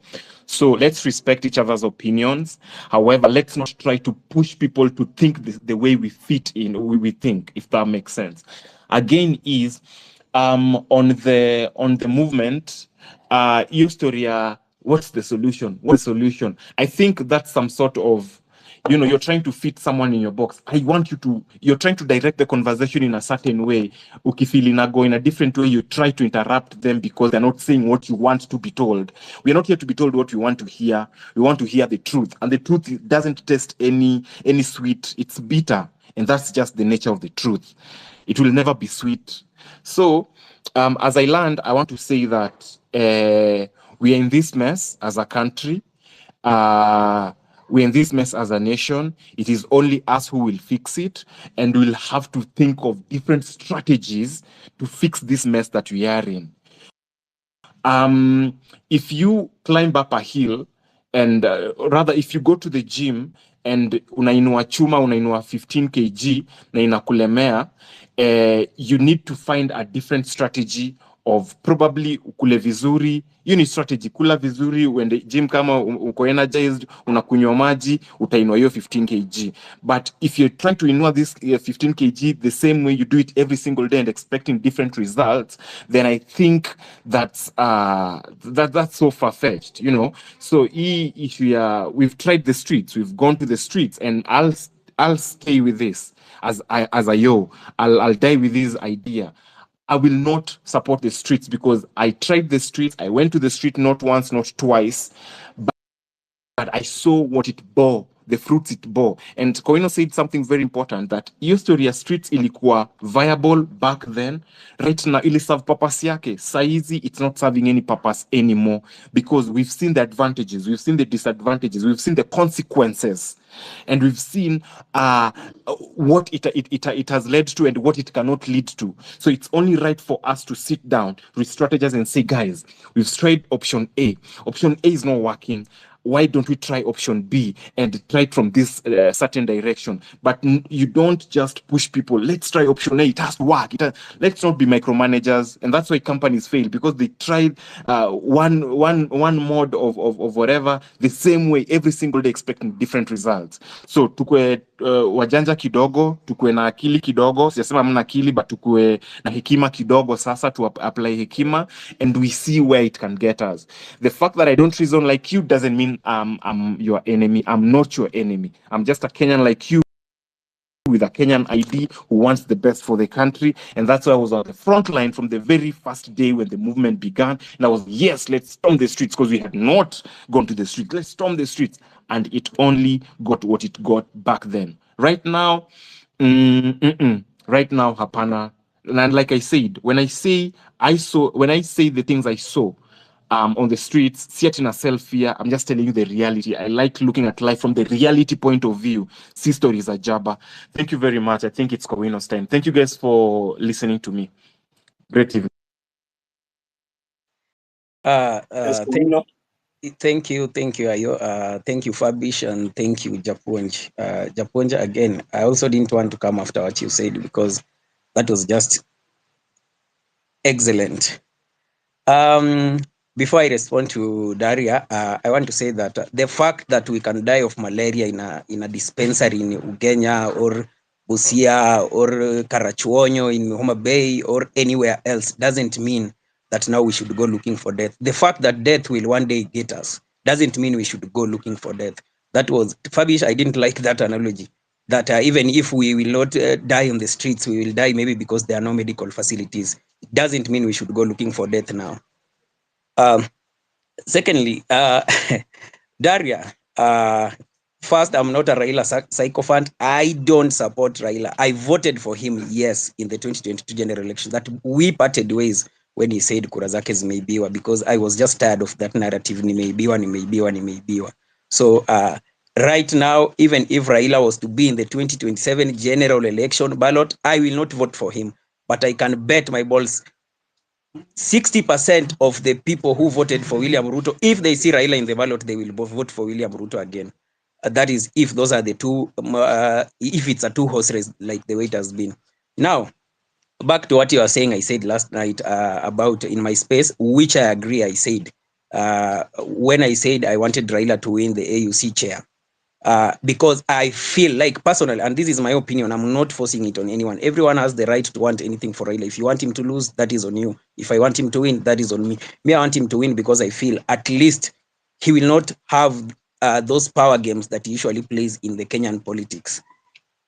We should not forget he still commands a base. We can say all we want, oh, that politics is done, but he still commands a base that there are people who still listen to him. If you tell them vote this way, they will vote this way.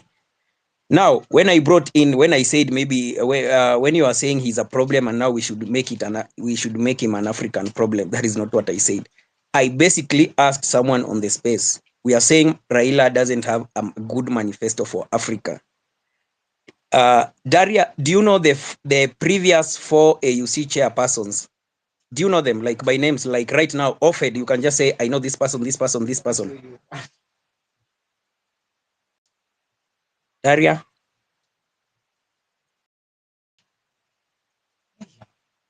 Well, I don't know if Daria is listening, but I'm sure in this space, everyone who is here doesn't know like even the last 4 African AUC chairs, from Amara AC, Alpha Umar, Kona, Jinping, and Zuma, the South African lady.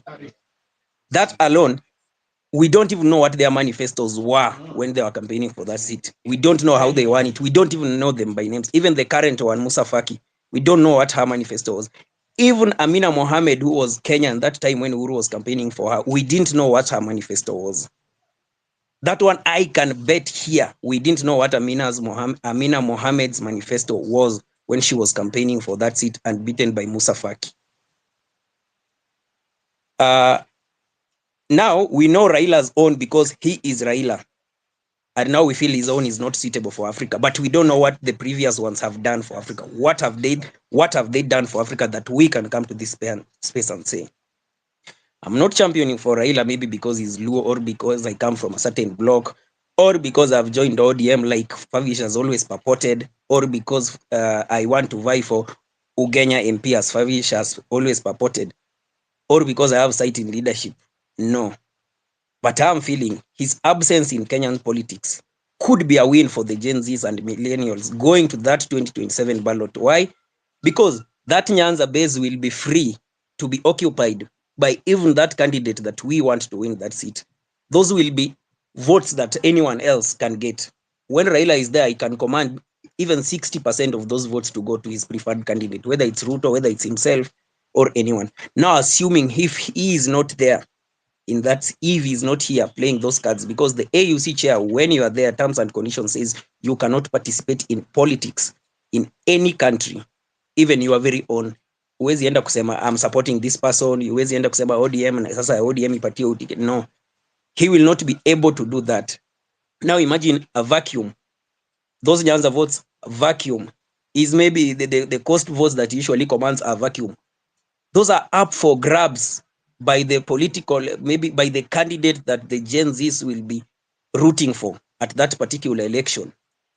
We can say Africa is a bigger problem, but anyway, are we what is happening in Congo right now?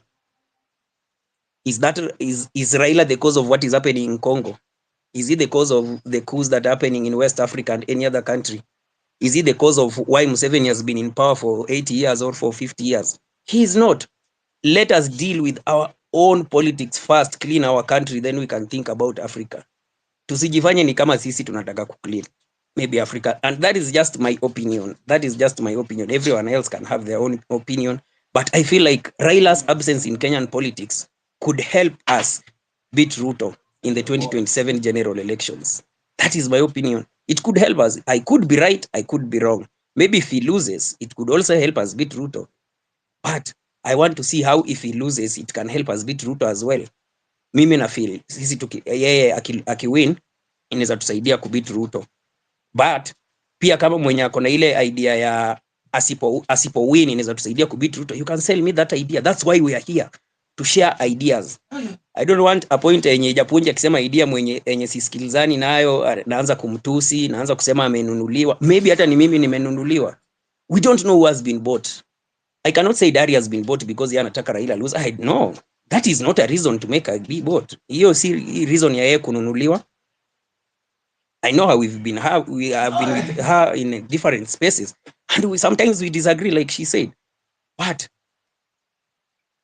I just want to listen. That is my opinion. That's why I'm saying I'm not forcing it on anyone, absolutely on anyone. Siwezi sema we because mimi na feel hivi, we pia unafaa kufeel hivyo.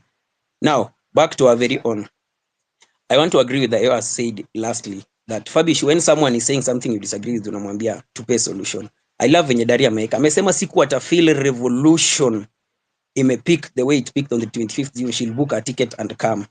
But she will not be here telling people to go to the streets, and she's not leading by example. We can say that, oh, maybe you are funding and everything. But if you fund me, then in the evening, ayo kuja space aseme rest in peace Kowino. What have you gained? What have you gained? Tusiseme hatuogopi kifo. I'm not selling people fear again. But tusiseme hatuogopi kifo. If you want to know tunaogopa kifo, go to the street. You will see tear gas ikirushwa, tunakimbia. Why are we running if we do not fear death? Bullet ikipigwa, tunatoroka. Why are we running if we do not fear death? We fear death, and fear again is a weapon sometimes. That is what gets us to the street there. You fear that will I get back or not? So the fact that we are saying tunafaa avoid death doesn't mean that tuna sell people fear. Again, Fabisha said, when you said about military, like we should be radical, we form military and to combat abductions. I said it is sweet on the tongue. That is sweet. It is too sweet to be true, and it has not happened. I think I've given you people enough chance to express yourself. That is how I operate my space. You cannot just come here and campaigning for Raila. Ndio sababu nikisema kwamba you are conflicted. I just wanted you to come and expose yourself. It is very clear, but you are just hiding. Alafu unakuja unaanza kutusia uoga, sijui. We kama unaogopa kufa weka.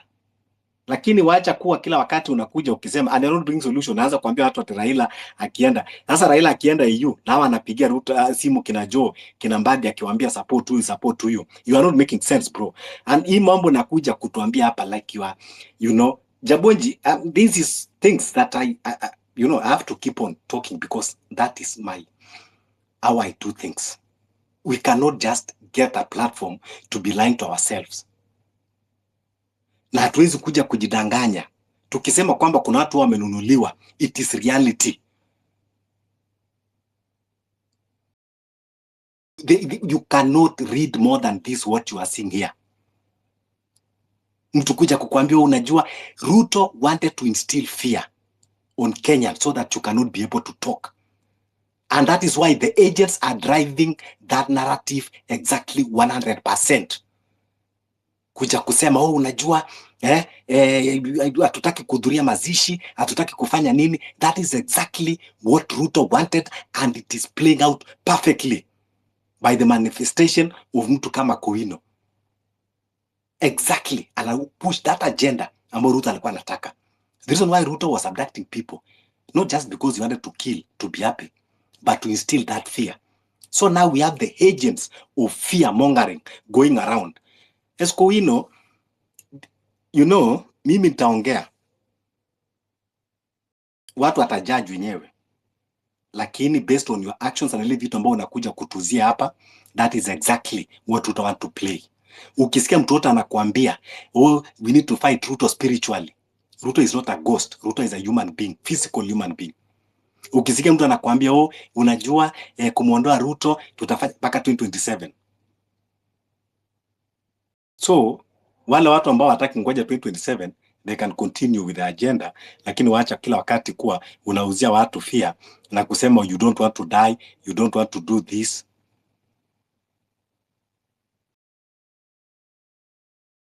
Kuna watu wamefuatwa nyumbani even without going to the street, even by you talking here. Watu wamefuatwa nyumbani, they were not on the street. Kesho hata ni fabisch anaweza kuwa anafuatwa even without me going to the street.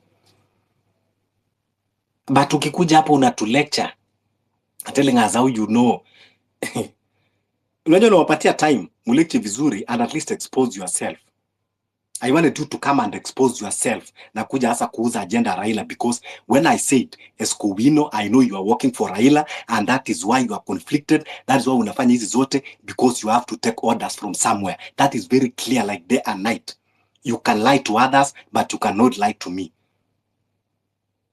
I've been in this game for a very long time and I can know when someone is pushing different agenda. We don't have to be in the same platform. We don't have to. But that is the point of view that I'm seeing you, because you are not even here to give a solution. You are just there to tell us how powerful Raila is, that Raila have to go so that Kenya wanaweza kujifanyia maamuzi. That is how you have glorified him.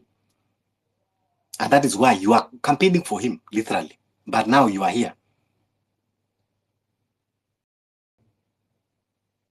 So, Question, mimi baki Koino, do you hapana think Daria. that... Daria, you are not here to advocate No, for anyone. I was going to ask him a question. So someone is coming to campaign here, no need even to ask him. He already exposed himself. Someone is coming here to campaign for someone differently. Yeah, no, but what I was asking was like, so that way you can also help me be able to make a judgment if what you're saying is who he is. Let me just ask, just give me a minute. So, Escowino, do you think actually that he is the one who is qualified for the job? Like, of all the candidates that you're seeing that have been presented, he's qualified for the job? He already tell you kuwa haujui manifesto ya the other four. Amesema hujui even their names. He already answer you that you don't know even their names. So in other short, he's trying to tell you that he is the best candidate because he has already seen his manifesto. Those are the things that is coming to sell here. So Escowino, please, bana, be real. If you want to campaign for someone, if you are doing work for Raila, be bold enough. Weka space na useme Raila for this, Raila for that. Wacha kujificha and start meddling the affairs. And when people are talking and you're saying, we have to listen. My voice is different. We are not talking of your voice is different. We are talking of things that can work for this country, and we have to unify our voices. And when you have divergent voice because you have your own self-confliction, then you should stand by it. Na waje kuja kutuambia tuko pamoja.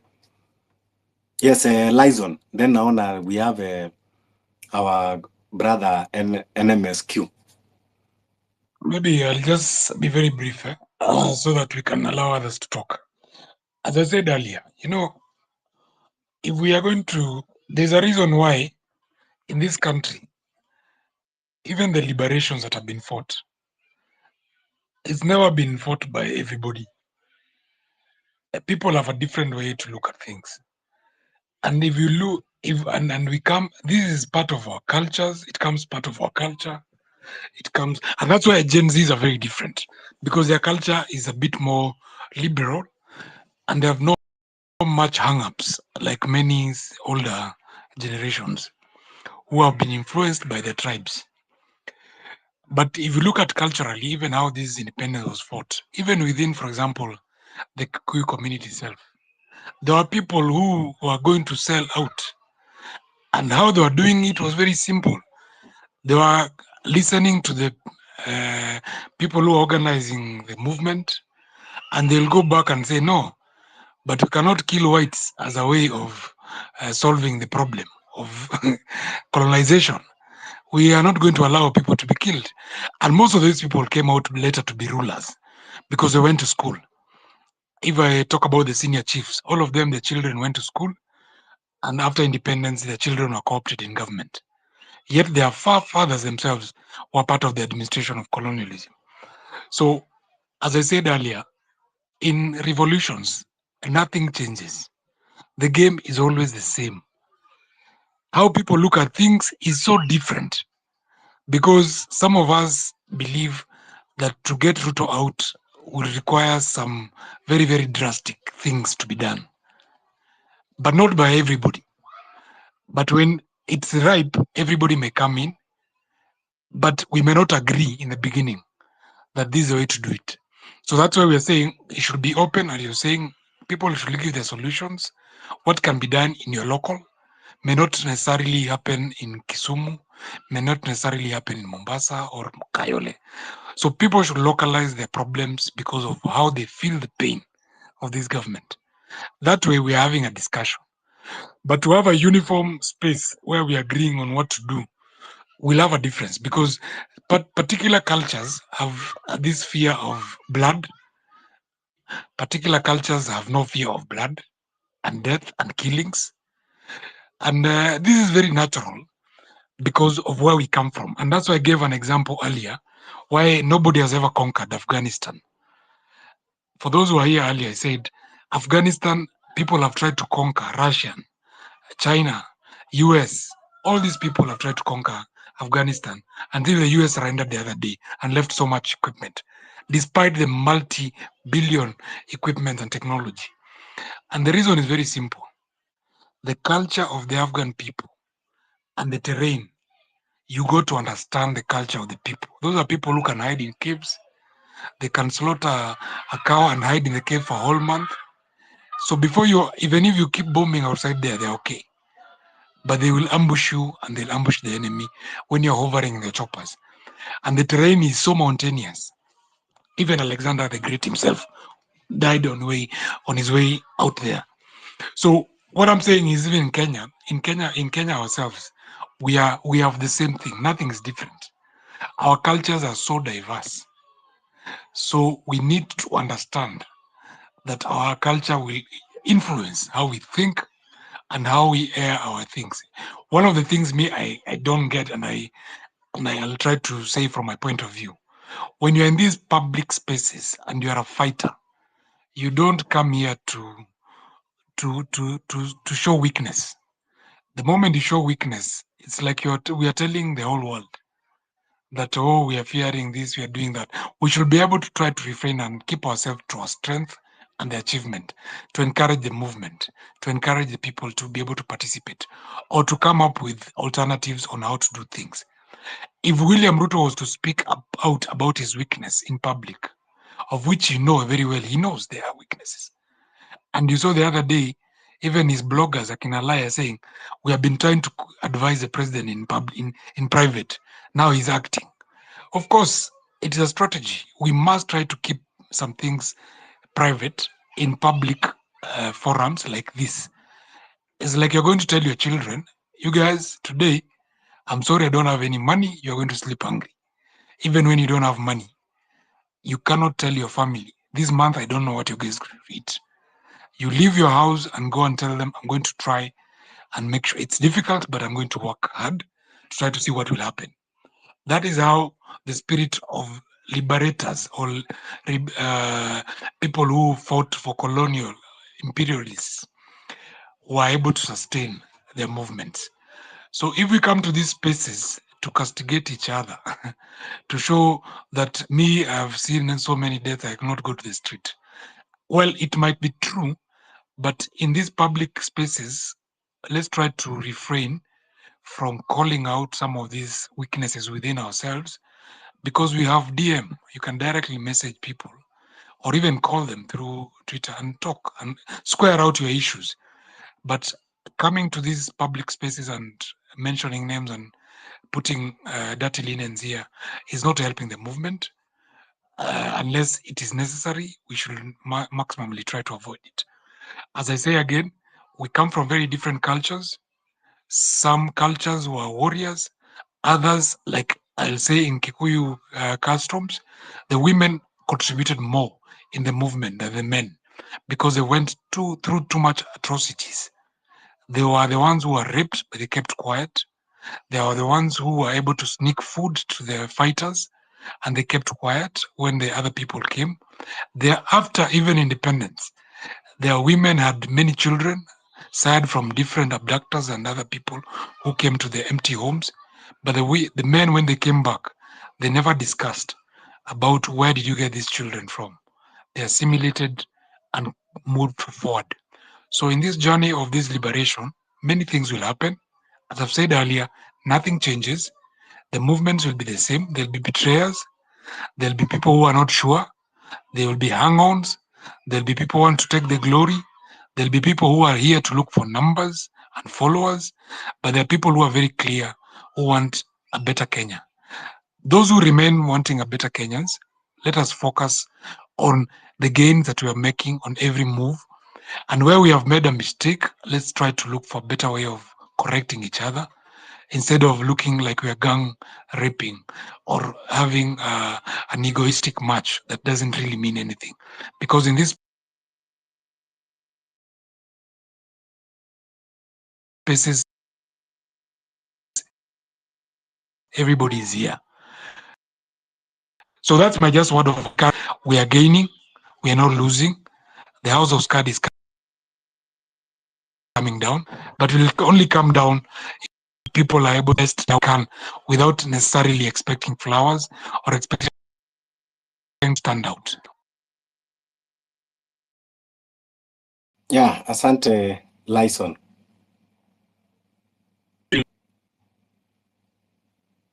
Yeah, thanks Lyson. Wacha twende kwa the new speaker, NMSQ. Fabish and the rest. I hope you guys mko sawa. Tuko sawa NMSQ, karibu. Okay, thank you so much. Unajua nimeingia hapa nimekuwa nikiobserve this conversation almost since it began, and I really love the way we are handling each other. We are calling... Is it me or I hear nothing? No, we can hear. Kila mtu Maybe you drop alafu you request again, Daria. Okay, so Kenya nasema ni we're trying to call a spade, not a big spoon, and a spoon, not a small spade. And Kowino, there's one thing I want to correct you. And I'm a very observant person. And before I speak, natakanga niongee from the entire point that I understand the whatever tunaongelelea.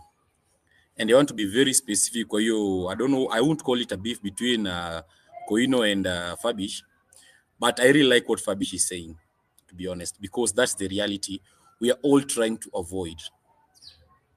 Raila ni mzee. Koino hakuna kitu Raila anasaidia. Whether Raila is in Kenya, whether Raila is anywhere, there's nothing that man is going to help us. And I want us to stop being political toddlers. We're thinking politically from a local perspective.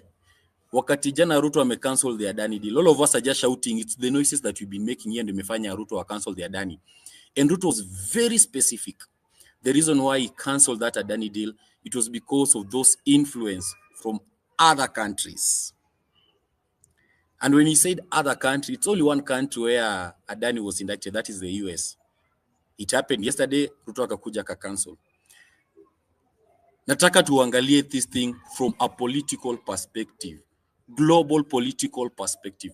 Ruto made that move not because of the noise you're making here, but because kuna some new sheriff in town, especially in the US, that is Trump. And since Trump was elected as the president of the US, a lot has been changing in Kenya. Another thing that has changed in your story ya Haiti mission, and I can tell you for a fact, hiyo mambo ya Haiti nako cancelled again, because the ideology yenye Trump ako nayo si yenye Biden alikuwa nayo, yenye alikuwa na influence Ruto anatucontrol hapa na kina Bill Gates. It's a different thing that is happening right now. Now, when Ruto alikuwa ameenda US, there's something that was very common to wanaongelea na NATO or NATO ally, however you pronounce it. One thing I'm very sure, the majority of us, hata tujui what is NATO, ni nini. You're just saying na NATO ally. You don't know what it means to be a NATO ally. And I want to refer you guys to go and read what's called the Washington Treaty. The Washington Treaty will bring up the North Atlantic Treaty Organization. That's the NATO yenye mnaongelelea kila wakati. When Ruto was there, then wakasema Kenya will be a NATO ally. And actually it was just a pledge. We were not declared. But since we have very stupid media here, inakuja na tudanganya we are already declared. No, we are not declared as a NATO ally to the US. It was a pledge by the former president of the United States. Right now we have a new president in the United States. And what does it mean to be a NATO ally? You know, NATO as an organization, I think about 30 countries, from North America and Europe. And this country, they help each other to sustain power.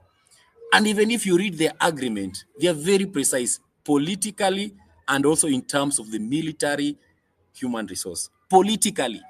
So anything that's happening right now, it's politics. Politics. And I can also tell you for sure, Ruto will lose 2027 elections. That is a fact.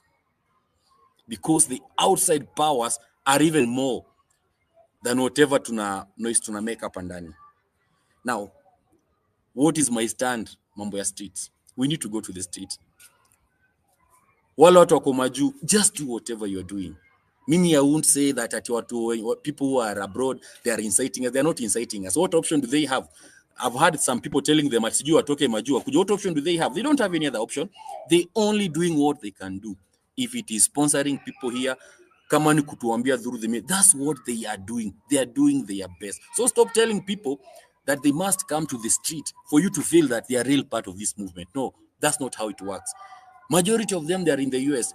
And actually, it's very funny because unapata hata wala wenye wako majuu, they used to go to the Kenya embassies. Tulikuwa tunawaona wakitoka to the street. That is the street huko mali wako. And whatever noise they're making there, they're making wherever they are, it's having an impact. So you guys stop this divide and rule tactics, because I'm starting to feel like maybe the state has realized those people who are in abroad, at least they have something to send us to print those posters, to do whatever you're doing. So they are feeling that influence, ndio inafanya huku tunakuwa even more stronger. So you guys stop these divisions. Manza kuleta hapa hivi. It's sickening. It is sickening. Many people who have been tumekuwa tukiongea since this thing started. Mimi, this the almost the that week kama sijakuwa nikiongea, because ilifika a point I was really tired, because all of us, we are having a political perspective of an infant, not to ridicule watoto wadogo, but tunatumia akili ya mtoto mdogo kufikiria politically. We are seeing things as they happen. We know very well. Nimesikia mwingine anasema hapa, just get your idea and wait for 2027. No, we are not going to get our ideas and wait for 2027. We are going to get our ideas and start planning for that 2027. And whoever will be there, as long as it is not Ruto, because Ruto has shown us what he can do with power. Nimeona mtu akisema, kuna mwingine anasema we need solution. Hatutaki Ruto. Ukileta mwingine, niliona juzi watu wakibishana kuhusu Matiang'i. When someone suggests Matiang'i, then again it was all about why Matiang'i should not be the president, not why he should be the president. And the reality is, when you compare these two people, I'm not campaigning for anyone, literally. I'm just giving you a comparison why we are using infant minds to solve these political problems that you're facing. And in politics, all we want, the reason why tunalia hapa hivi, because we want equality, equity. Tunataka ufeel ukienda shule, ile pesa mzazi wako analipa through tax, you are feeling it. Watu tuko na watoto, we want to see things moving on swiftly and smoothly. That's what we want. We don't care who the person is. We don't care the tribe of the person. All we care is someone who can deliver. Someone who can deliver. And who is that person who can deliver? And this is politics. Politics huwezi ndio kote mtu huko nyuma umlete hapa tuseme now we want this person to be our president, someone you've never seen him holding any particular position of power. Let us compare mtu kama Ruto na Matiang'i. Matiang'i alikuja uwizi ya KCSE ilisha, that's a fact. Hatuwezi pijana. When Matiang'i was there, at least there was some respect to the government. That's a fact. When Ruto was the president, at least we can see something. When Ruto is the president, there's nothing we can see.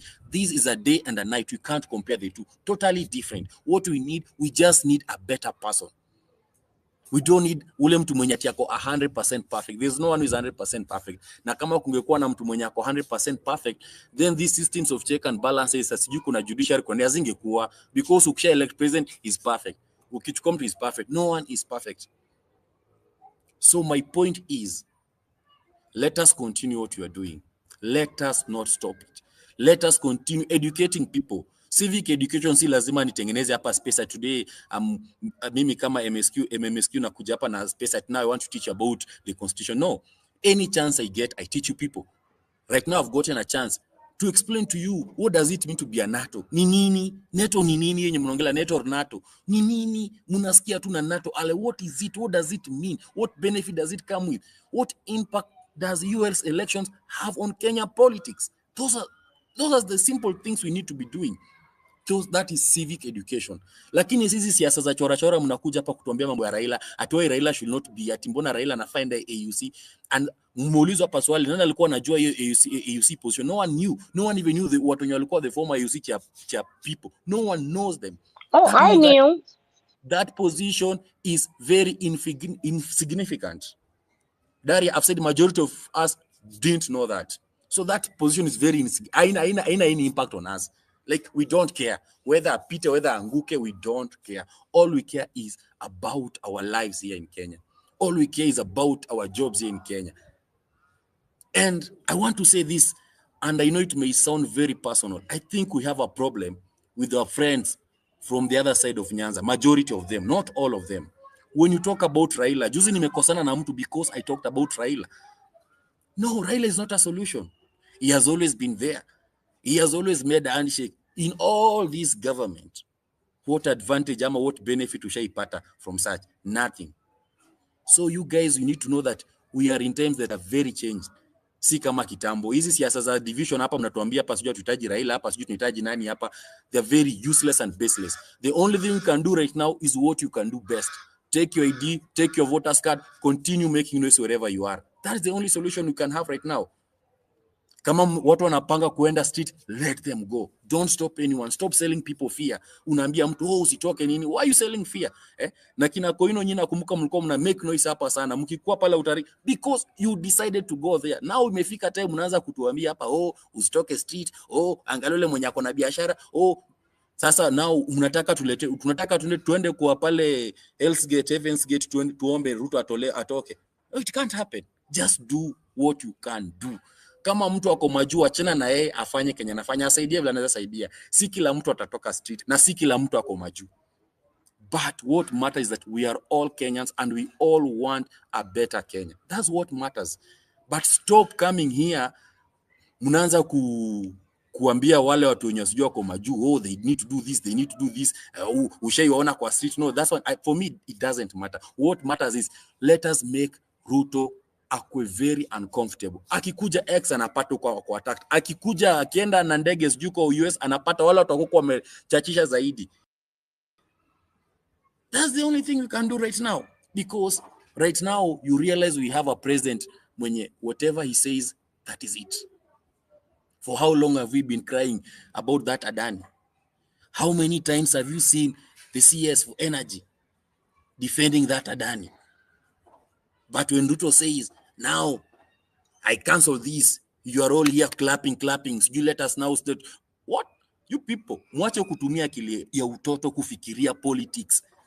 You don't even, there's what you call a literal interpretation of something. Then we have what you call a golden rule. You can't even apply that literal interpretation. Directly, I'm canceling this because of the foreign forces, not because people made noise on Twitter, not because Atukoina alikuja akasema sijui Raila ende UC, not because sijui fabisch alikuja. No, because this guy knows hiyo chuma yake ya politics ya kumpiga iko hapo, ishawashwa tayari, because without money he's nothing, without support from this foreign country kama US, this poor country, he is nothing, and he knows this. And trust you me, in 2027 this guy will lose election because he has no credibility whatsoever mbele ya any other person. Hata hapa Kenya, hata ukiniambia nipeleke nionyeshe kisemenye Ruto amechimba, hakuna, nothing. There's nothing that Ruto has touched in this country that has bore fruits, from education to everything, collapsing. Juzi amekuwa kisifu Adani. What happened in a few months? Atasha change the stand, and if he said it is going to be cancelled, inakuwa cancelled immediately. So let us have a political mind and think deeply, not these easy politics za utoto, politics za Kisumu, politics za Nairobi, politics za Kanairo, hizi politics za hapa chini chini za kusema Raila this. Must the name Raila appear in any discussion yenye tuna have? Must the name Raila appear in anything? Must you defend Raila? And I'm very sure even those who are defending Raila here, si ati wanalipwa, because I can tell you, when you come to politics, a politician will only give you money if you are relevant. And I can tell you for sure, 99.9% of people here, they are very relevant to these politicians. So the noise you're making here, you're very relevant. Unampelekea nini? Wewe Koino ukidefenda para Raila, unampelekea nini? There's nothing. Si ati wewe sauti yako itafanya Raila ashinde hiyo AUC. You're not the one who's going to vote. Na si ati sauti yako ndio itafanya ati Raila ashinde nini. All of us are politically irrelevant to akina Ruto, to akina Raila. So you guys, we are on our own. And when we are on our own, let us strategize our own fight. Tusiwache kupigania Raila. Raila is too old. Raila kona kila kitu. Yani Raila sisi akona malenye kona like even 10 generations. Wakona kila, wao hata struggle kuenda shule. But you hapo unasema Raila this, Raila that, Raila this, Raila that. And even when you come hata una generational wealth, hata ile yako yenyewe hata maybe kesho juu kama itafika. But we're just shouting at Raila this, Raila that. So don't stop us going to the street. Don't stop people who are working abroad supporting us, because it's support that we need. In reality, I drop the mic. Nikikuwa na maneno mengine nitasema, na bado nitasema. Fabish, for now take over please. Thank you NMSQ. Umeongea tena vizuri sana. Kwanza, it is perfectly clear. There is no way utaniambia una support Raila na usupport Ruto. You know, ndio nasema na zingine tusibebane kijinga. And that is why, unajua haina haja ni whole space hapa uje unumishe kichwa ukituzungusha ukituambia mambo ya, you know, mtu kama Escowino, very well educated, I respect him so much. Lakini sometimes unakuja unatafutia mtu kazi 80-year-old man. Yes, I know uwezi kwenda kumpigia kura, anapigiwa kura na head of states. Lakini that view alone kuja hapa, you know, na kuteka our time telling us about, you know, you see that fear that you are instilling, that if kwanza unatuambia hatuwezi enda street sababu Ruto atatua, alafu unatuambia Raila akiwa hapa hatuwezi kumtoa Ruto. You see, it is actually resonates that you are driving certain agenda to instill fear. Yani you are instilling fear to people kwamba hawezi kumtoa Ruto kwa street na hawezi kumtoa Ruto kwa ballot as long as Raila yuko. Kwa hivyo hii agenda bwana, sisi tunaangalia. Ukiongea unasikika ni direction gani unaenda.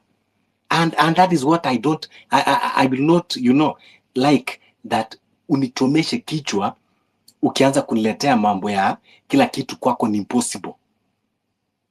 I fail to understand. Everything to you is impossible. Streets is impossible. Raila akiwa kwa politics ni impossible. Then tukae kweli hapa tukichomana akili. Hapana.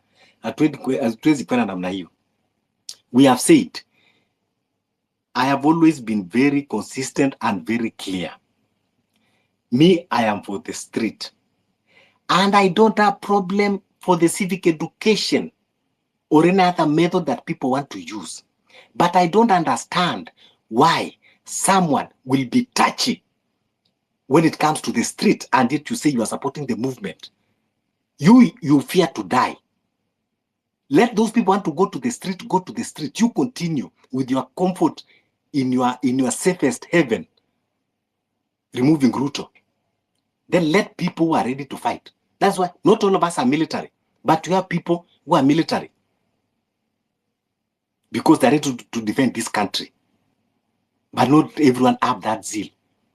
So in as much as si kila mtu ni mwoga na si kila mtu ni daring, lakini kwa nini sisi ambao tunasema kwamba street is okay and then tunasema pia civic education is okay? Escowino, ukitaka wakati unafanya civic education, we support you, continue with civic education, but the trajectory, your kind of line of thoughts inasema vitu different. Ruto is now with Raila. Anyone that supports Raila supports Ruto. That is for the fact. Unasema mkampeni Raila, lakini umekuja umetuambia ulikuwa unajua manifesto akina Musa Faki, hata manifesto Amina Mohamed. What does that tell us? That now Raila, we know his manifesto because he's the best candidate.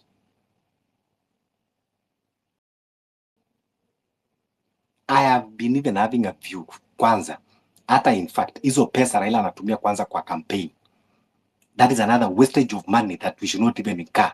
In fact, even we should be even calling another protest. Why should the government use a lot of money to look job for someone? That African post of a thing does not have any impact in our country. The AU ni kama ile chama kina mama, haina any impact. The countries, the member countries refuse to cede the sovereignty to that AU. They don't have a bank, they don't have a military, they don't have anything. And then we are spending billions of money campaigning for someone kwenda kupata kazi ati ndio Kenya, ati asitusumbua hapa Kenya. Who the hell is he? So you see that kind of mentality. And then sasa mi fabish akisema kuwa we cannot waste time on those things, then sasa mtu atakuja asema lakini mimi bado nashikilia kwamba if you are supporting Raila, you are a supporter of Ruto. Tuache kudanganyana hapa. And I will not sit on one platform that you are discussing Raila. When you are supporting Raila, you are supporting Ruto in another language. You just come in a different form. Tuliongea hapa tukasema we are beyond tribal. So Escowino, usikae unasukuma agenda ya nani. So the real nilikudrop because ulikuwa unaongea hapa na kuambia huwezi kuniambia unakuja hapa kwa space alafu you don't have opinion, but you are here to very easy to criticize. When you are criticizing, give opinion that can give the way forward. That is a meaningful conversation. But you cannot come here, you are criticizing, fabish you call maandamano, you not go for maandamano, maandamano haikufanyika, watu watakufa nini, but you cannot give the way forward. Then there is no need for you to talk.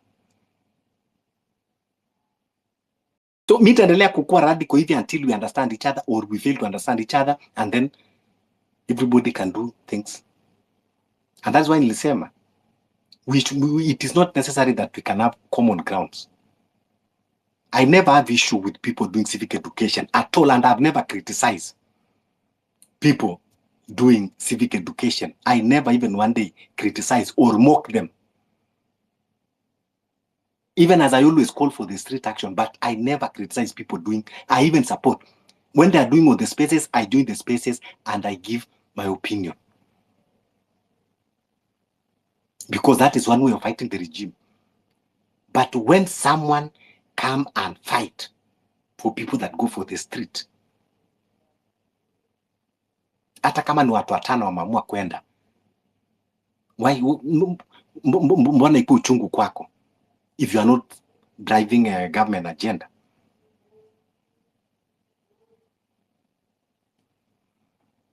Wacha nipatie the real, alafu wacha nipatie Daria tuende kwa the real, alafu tukuje kwa Escowino. So mi nilikuwa nataka kuuliza, there is a part that made me very very confused in this conversation earlier. If I can digress and just a little bit go back to that point. Kuna mtu mentioned that they don't know the people who are vying for this chair, and they do not know what their missions are. I would like to add the people who are here, if you're confused if Raila is the most qualified for this position, please go on the African Union Commission website. Each and every candidate has a CV in different languages, whatever it is that you do understand. Enda tu usome. Ndio watu wakikuja huku wakisema I don't know the other guy's manifesto is because they've chosen not to know the other guy's manifesto. They've chosen to not know. So watu wakikuja huku wanawasell ati I don't know the other guys what they are about, but I'm gonna support this guy blindly. Tusiseliwe that kind of business huku.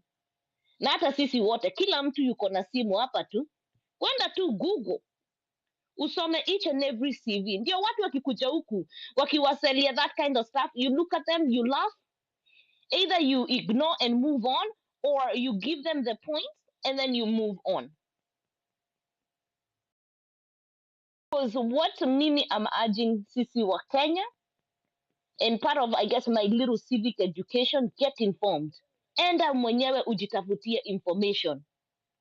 Ukikuja huku, if you can pass on the information and show people where the information is coming from, they can pass it on.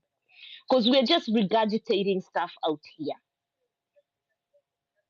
And that, tukikuwa sisi wote, we are seeing what is in front of our face, not what somebody else has gone and twisted. We can actually have a common ground. Because ukisoma hizo vitu, unasema, okay, mimi na agree, mimi I stand by this person's ideology. But at this point, we don't even have an ideology that we can say we all like, at this point, we have like minds. Because even right now, as it stands, to even choose amongst any of the people that are like vying for this 2027 seat, honestly, none of them for me are qualified. So hopefully they're going to show their true lights when that time comes, if that's what we are heading to. Kama tutamtoa before then. That was like my main point. If you're not aware of the people, just go on the website. It gives you all their information. Thank you, Fabish. Thank you. Asante sana. Yes, of course. People, they just choose what it suits them. Because I believe, yeah, the information is out there. If you want to see anyone's profile, their education, their qualification, their CVs, they are out there. And you can be able to compare and contrast. Yeah, the real. Yeah, I think I would wish to make a few things clear that I've been trying to push all along, and I don't know why you'd see inconsistency Fabish, in my can you my hear talk. Real Joe? Yeah, we can hear. Maybe labda nini, we can hear him very clear.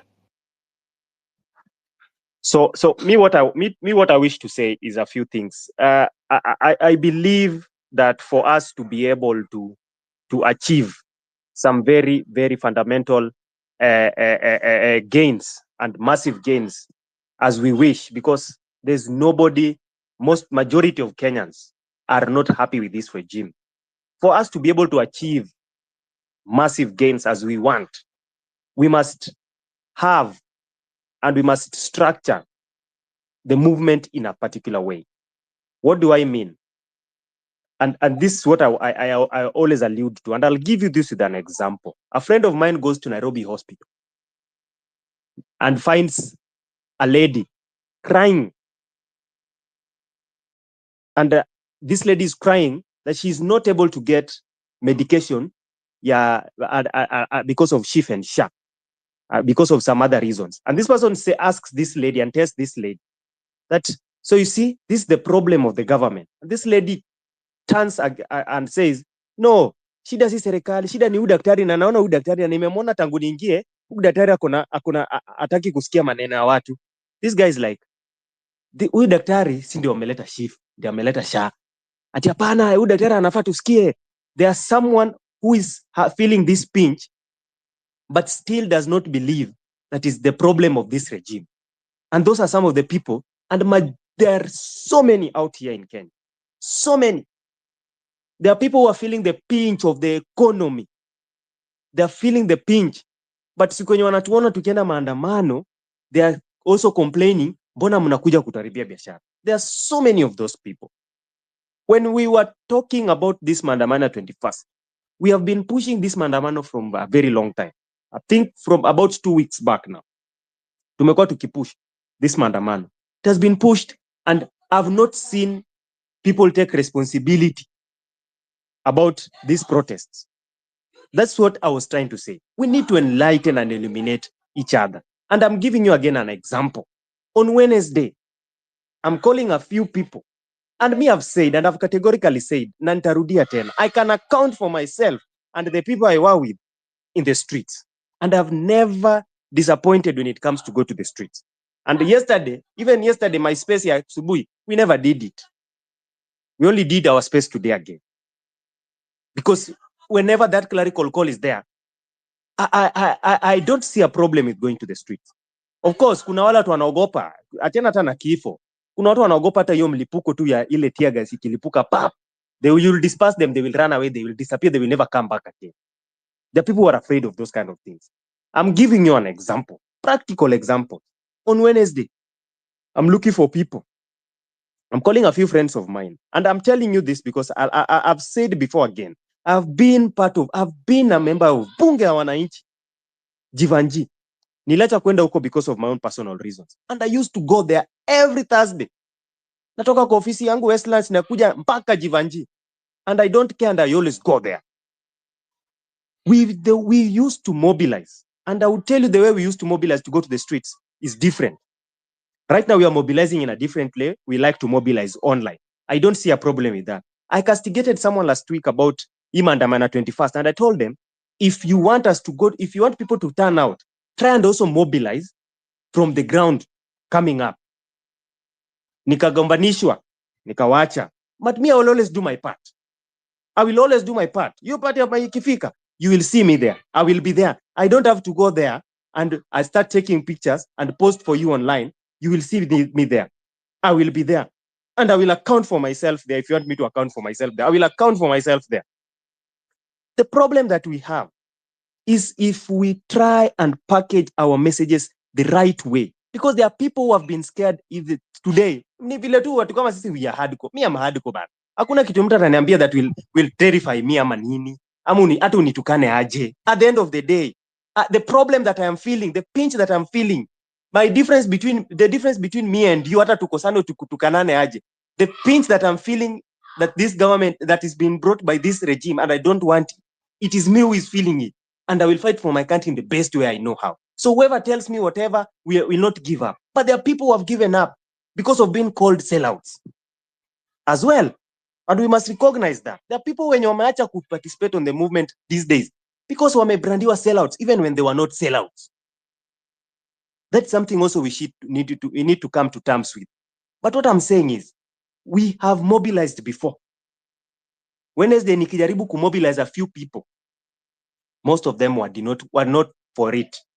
And those who were for it, we decided, me and the people I was trying to mobilize, I told them, mimi kama nakuja kukuchukua mapema, because me, I like to go there mapema, nione venye ground iko. Because again, I've seen how these policemen behave for the last few mandamanos. So it is good to always, and yesterday I was almost having my brother arrested with a civilian cop because of some very stupid mistake.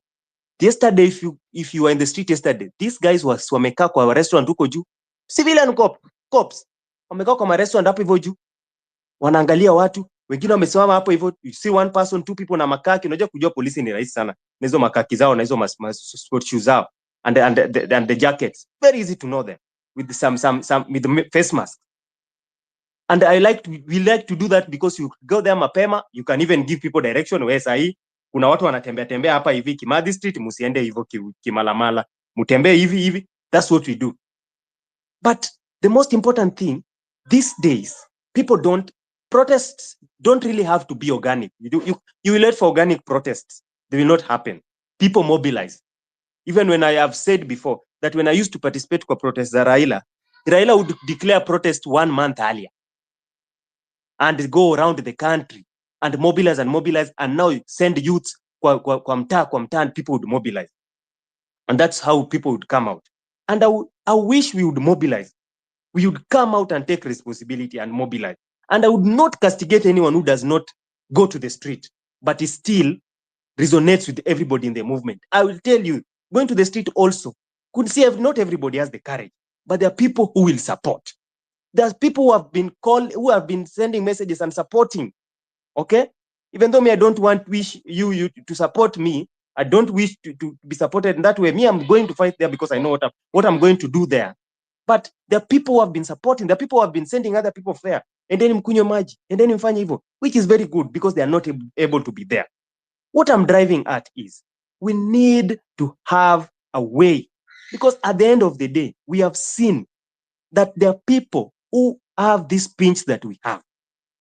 But if you tell them, let us go with this message, Ruto must go, when we go to the street on 25th, so many people came and it turned out well. People are going there anti-finance bill. If that is what can make people turn up, and we have those numbers, and I wish we would have done even more than just occupy parliament. And I would tell you also categorically today, on 25th, while we were occupying parliament, there were people who were in the streets, and Bakujuati parliament was breached while they were on the streets. They were on the street and they didn't notice that the parliament was breached, but it was breached. So at the end of the day, the clerical call that I wish to tell you today, I would wish that Kenyans are illuminated as much as possible. Who is the cause of the problems that we're having? Package this message well, depending on the place this person is coming from. This message is very significant. I'll tell you this today. As someone who has tried to mobilize before, I'll tell you the way message is packaged is significant. There are those people who have given up coming to protest because maybe sasa Raila aliwacha kuongea na hivyo. Those people, you can castigate them for being Raila fans, but they're very vital in pushing the numbers. Find a way you can get a message to them. Look for something that can resonate with them, that can make them turn out. We need those numbers. Try and look for something that, even if you don't agree with their mentality, but if you have something that can push them and rattle them and make them come out, look for that. And that's one of the reasons nimewambia mimi niliacha kwenda bunge. Because at some bunge jivanji ilianza kuwa na ujinga sana tangu Gaucho amanza kusumbua vijana hapo hivyo. But if you can find something that can resonate with any person, the message cannot be one. Si kila mtu utaambia Ruto must go na atakusikia. There are watu when utaambia something else na atasema wenyewe, okay, by the hata mimi nilienda na shift. By the hata mimi kuna mtu wangu amekufa because of shift. The person will pick up. Even finance bill, there are people who supported finance bill because they are importers of vehicles. So there are people doing this. They do not support finance bill in general, but they supported one of them, just one thing. Kwa hiyo finance bill yenye inampinch, ile yenye tu inampinch, ndio ilimfanya turn out. That is my clerical call. Because we have mobilized, this is not the first time we've mobilized. We've mobilized before. And we might think that we failed. We didn't fail. Hata jana we didn't fail. Jana kama ungetembea town ungeona venye polisi wali mobilize resources na hizo magari walikuwa nazo hapo hivyo. You'd know that these protests, they take them seriously. And in fact, in my space in the morning, one of the speakers gave a very good suggestion and said, in fact, we should be calling for spaces twice a week so that they can put those police cars in the CBD or protest huko wenyewe. Yeah, let them use their resources. A speaker gave that kind of suggestion. It was a very good suggestion. If you just call for protest, na watu turn up, acha polisi turn up peke yao huko hivyo. Because at the end of the day, I don't see yesterday as a failure. I was in the street and I don't see it as a failure. And for those who are saying yesterday was a failure, you are wrong. And I wish you were there. It was not a failure. The town ilikuwa tensed. Mpaka after president alienda. And after president alienda, kila mtu alikuwa shachana na hiyo mambo ya protest. You see, but during the morning before then, it was tensed bana. Sisi tulikuwa tunakujua tunauliza kwa gari, wewe nini, they don't want to see you, they don't want to see anybody, and that is what is there. But at the end of the day, what I'm saying, and I will repeat, look for message that resonates with each and every person. You need as many people as possible. And I'll tell you, some of the people who have withdrawn for this maandamano zenye tunaita are those people wenye mnatukana sahi Raila supporters. Some of them are there. Look for message that itampeleka hapo hivyo. Tafuta bora aende hapo hivyo. Sisi utaki kujua. At the end of the day, if the protest is successful, it is successful. That is what we want at the end of the day. Na mimi nimekuwa forced sahi kuongea Raila kwa mdomo wangu. I never like to say that so many times. And I've just been forced to say that right now. But I would wish to also tell you that there are people you can touch in a different way. Don't just go with one message. Not everybody will buy that one message. Hata pastor anahubiri kuhusu Elijah leo, kesho anahubiri kuhusu nini. That is what we need to do. Diversify, look for message that resonates. Hata wale watu wa Nyeri watu wa Nyeri, tafuta hata kama ni kuambia kuhusu hiyo Gachagua wao, mbona Gachagua ametolewa, bora wakasirike na iwafanye wa turn up. Let that be the message. Tell them that is the message. Kama wale watu, look for message that resonates with everybody everywhere, and you might be able to mobilize as much. That is what I was trying to say, and that is what I will repeat. But I will also say categorically that Mimi, even if I don't agree, and by last week I was not agreeing with almost everybody mwenye alikuwa anaita maandamano, but I would now challenge them, and I want to go to their inbox and answer to challenge wote. Account for yourself, because Mimi hiyo time last week uliniita hivi ati mimi ni sell out. Account for yourself, because me I can account for myself, and I can account for the people that I work with. Now, that is what we need to do. But even though I would wish to castigate, I will not castigate them again. I will not castigate them. That is not my business. At the end of the day, I did not go to fight for them. I went to fight for myself. Until we make everybody believe that they are fighting for themselves, they are fighting for what is pinching them, then we will not have a proper revolution. That is what I've been saying. That is what I'll keep saying. And it's what I preach even in my spaces, anywhere. And that is the message. Thank you very much. Thank you so much. That is the real now that I know. That is the real that I know. The spirit. I know you have always been. Yes, I admitted. I came to where actually the real was in another space. Nikaja nikamwambia, hey, the real. Wewe uko hapa na I think hata sijui alikuwa na co-host. Nikamwambia uko hapa na watu wanaongea kuhusu. No, he told me nakuja sasa. You know. Can you hear me? Can anyone hear me? Maybe you drop again and request the mic.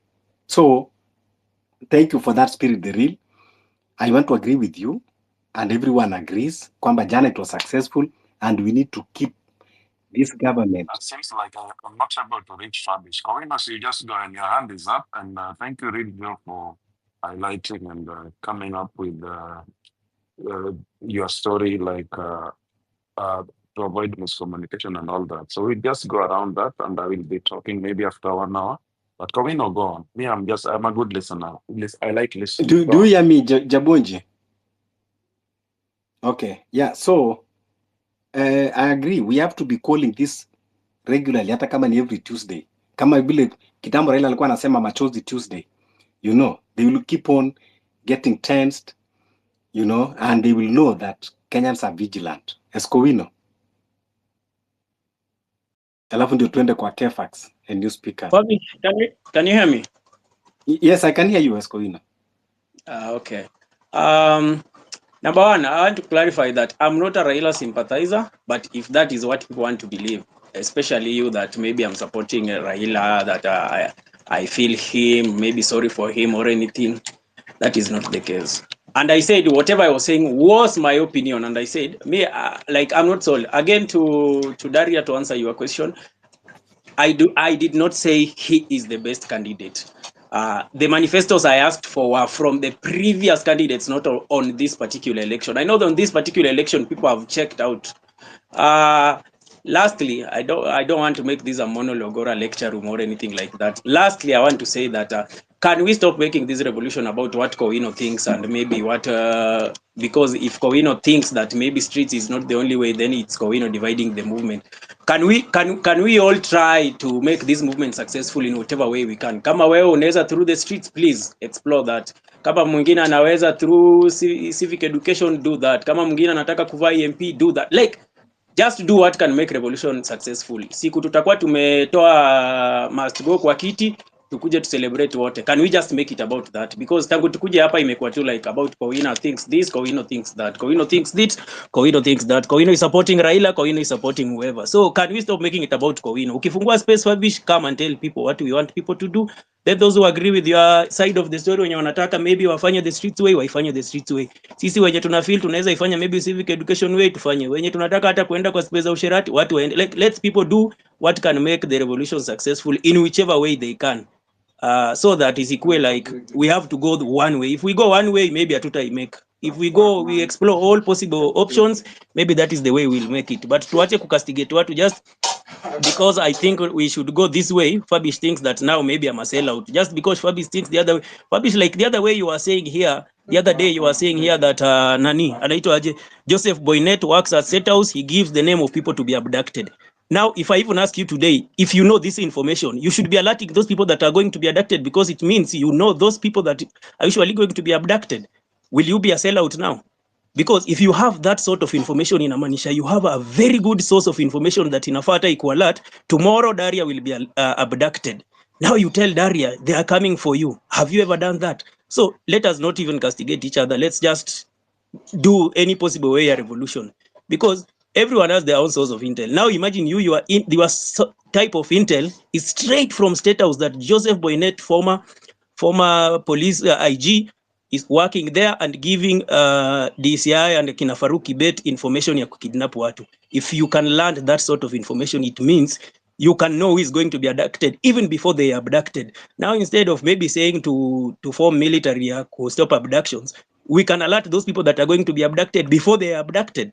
We can go that way. This revolution will be successful in whichever way. So kila mtu afuate tu route yake, bora tuna fight for the same cause. I want Ruto out, you want Ruto out. Mambo na Raila, sawa, let Raila fail sasa. Nimegundua maybe when he fails, it will favor us even more. I've realized that. So I'm not in his bandwagon. Maybe nimebuy hiyo idea yenu. Maybe akianguka hiyo kiti, it will be good for Africa and good for Kenya. Thank you.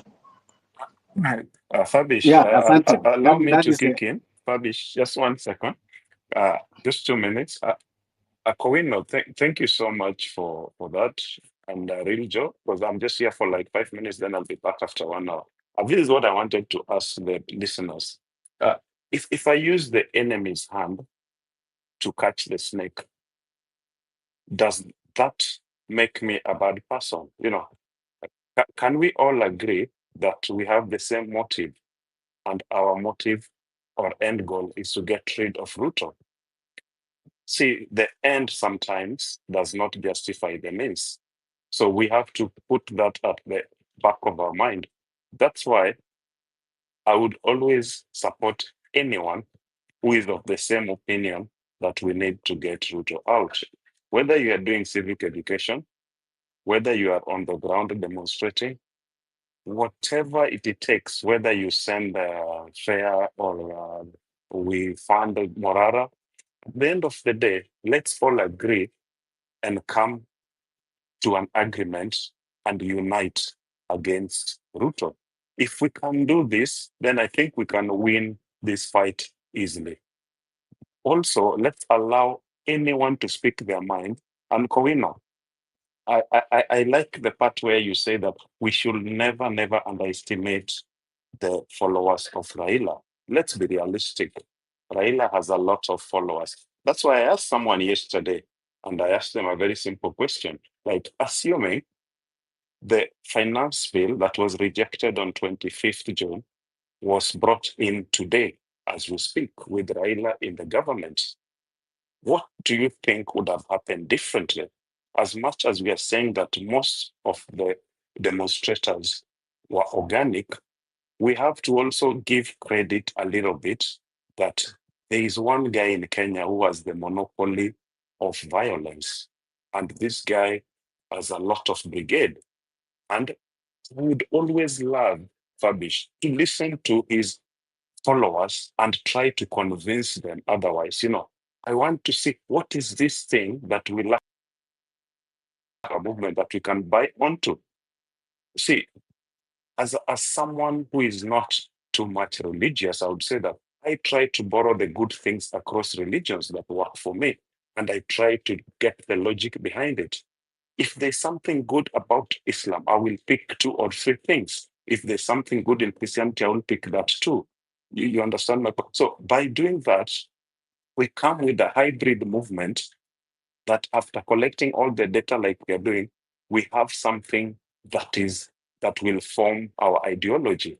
Because going by what we have now, we are fighting siblings, but at the end of the day, we should come home and hug each other and be brothers. Let's not lose that aspect. Let's keep fighting for the same thing and never try to underestimate somebody's fight towards the common goal. Then we will have said that all of us, we are fighting against Ruto. Thank you so much. I'll be listening. And Fabish, it's all yours. Thank you for that. Before I give Kabin, I agree what you are saying. And, Escovino always trying to be controversial. In as much as, he comes here, he talk of Raila, then he come here, he says it's not about me, it's not. But he was the one castigating those people that are going for protest. But now he's coming here. The reason why we call you out is like that. And when you talk of, yes, in these spaces, we get intel sometimes.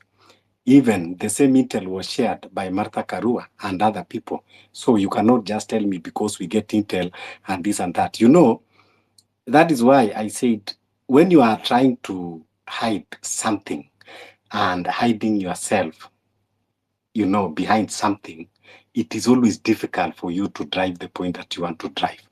And for people that saying Raila have supporters, the person that we are fighting even equally have supporters, but we don't care. And in fact, you have the highest supporters, because supporters of Raila were 6.8, and the person we are fighting, they are 7 point something. So why do we think that now we can triumph the supporters of William Ruto, and then we cannot triumph the supporters of Raila Odinga? So if you are still in this country and yet you still want to align yourself with personality, we don't even have that time of pacifying you. To let us be honest sometimes. The person that we are fighting is not a chief, is not a MCA.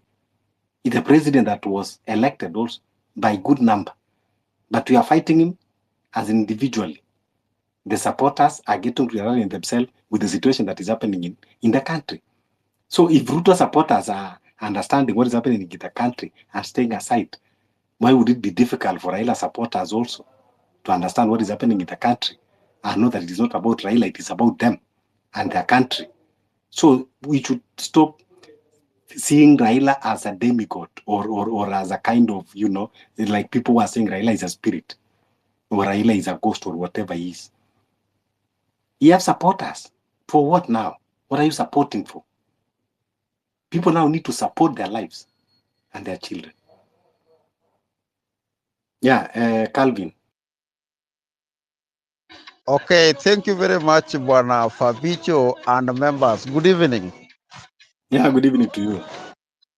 Yes, first of all, I feel very much disappointed the way we are making our speech, because our speech is somehow is not helping this nation. We are here to help this nation. When I heard the speech of my brother Koweno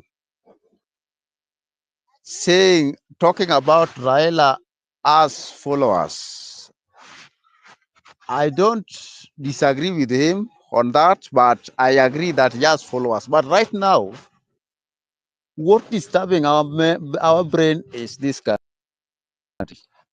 Where will this country go to? Because if we want to hang on somebody's coat, and that somebody is also there fighting to get something which we know, all of us, we can't put our brain there. Number one, all of us, we must now combine our brains and we must find what is this country need of. We are in need of justice. We are in need of equitable share. We are in need of our better lives. So for this time, we should condemn a politics which cannot bring a tangible development to this country. We want a politics which can bring something on this country. Because right now, what we are seeing in this country is politics of impunity, politics of chest stamping, politics which, even to describe where people are, has gone. Huh? Huh? Ile siasa tulikuwa tunapiga kitambo imepita. Hii ni siasa sasa ya dijitali.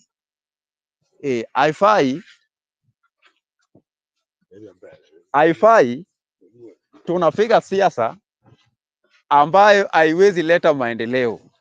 We need politics of development. So Mr. Koweno, please, I know nimejua nimekuchokoza, lakini let us talk reality. We are not here to hang on Raila's coat. We are not here to hang on Ruto's coat. We are here to hang on our constitution of this Republic of Kenya. That is what we want to hang on. Because we have seen these leaders are really failures. They're really failures. They have their own personal interests. They don't want development. Because when I compare the notes which Raila talked the other time, you compare the notes with the speech now he's delivering the right at this time, it's very different. So it tells you that these are the just same. We call it we call it the birds of the same feathers. They're just flocking together.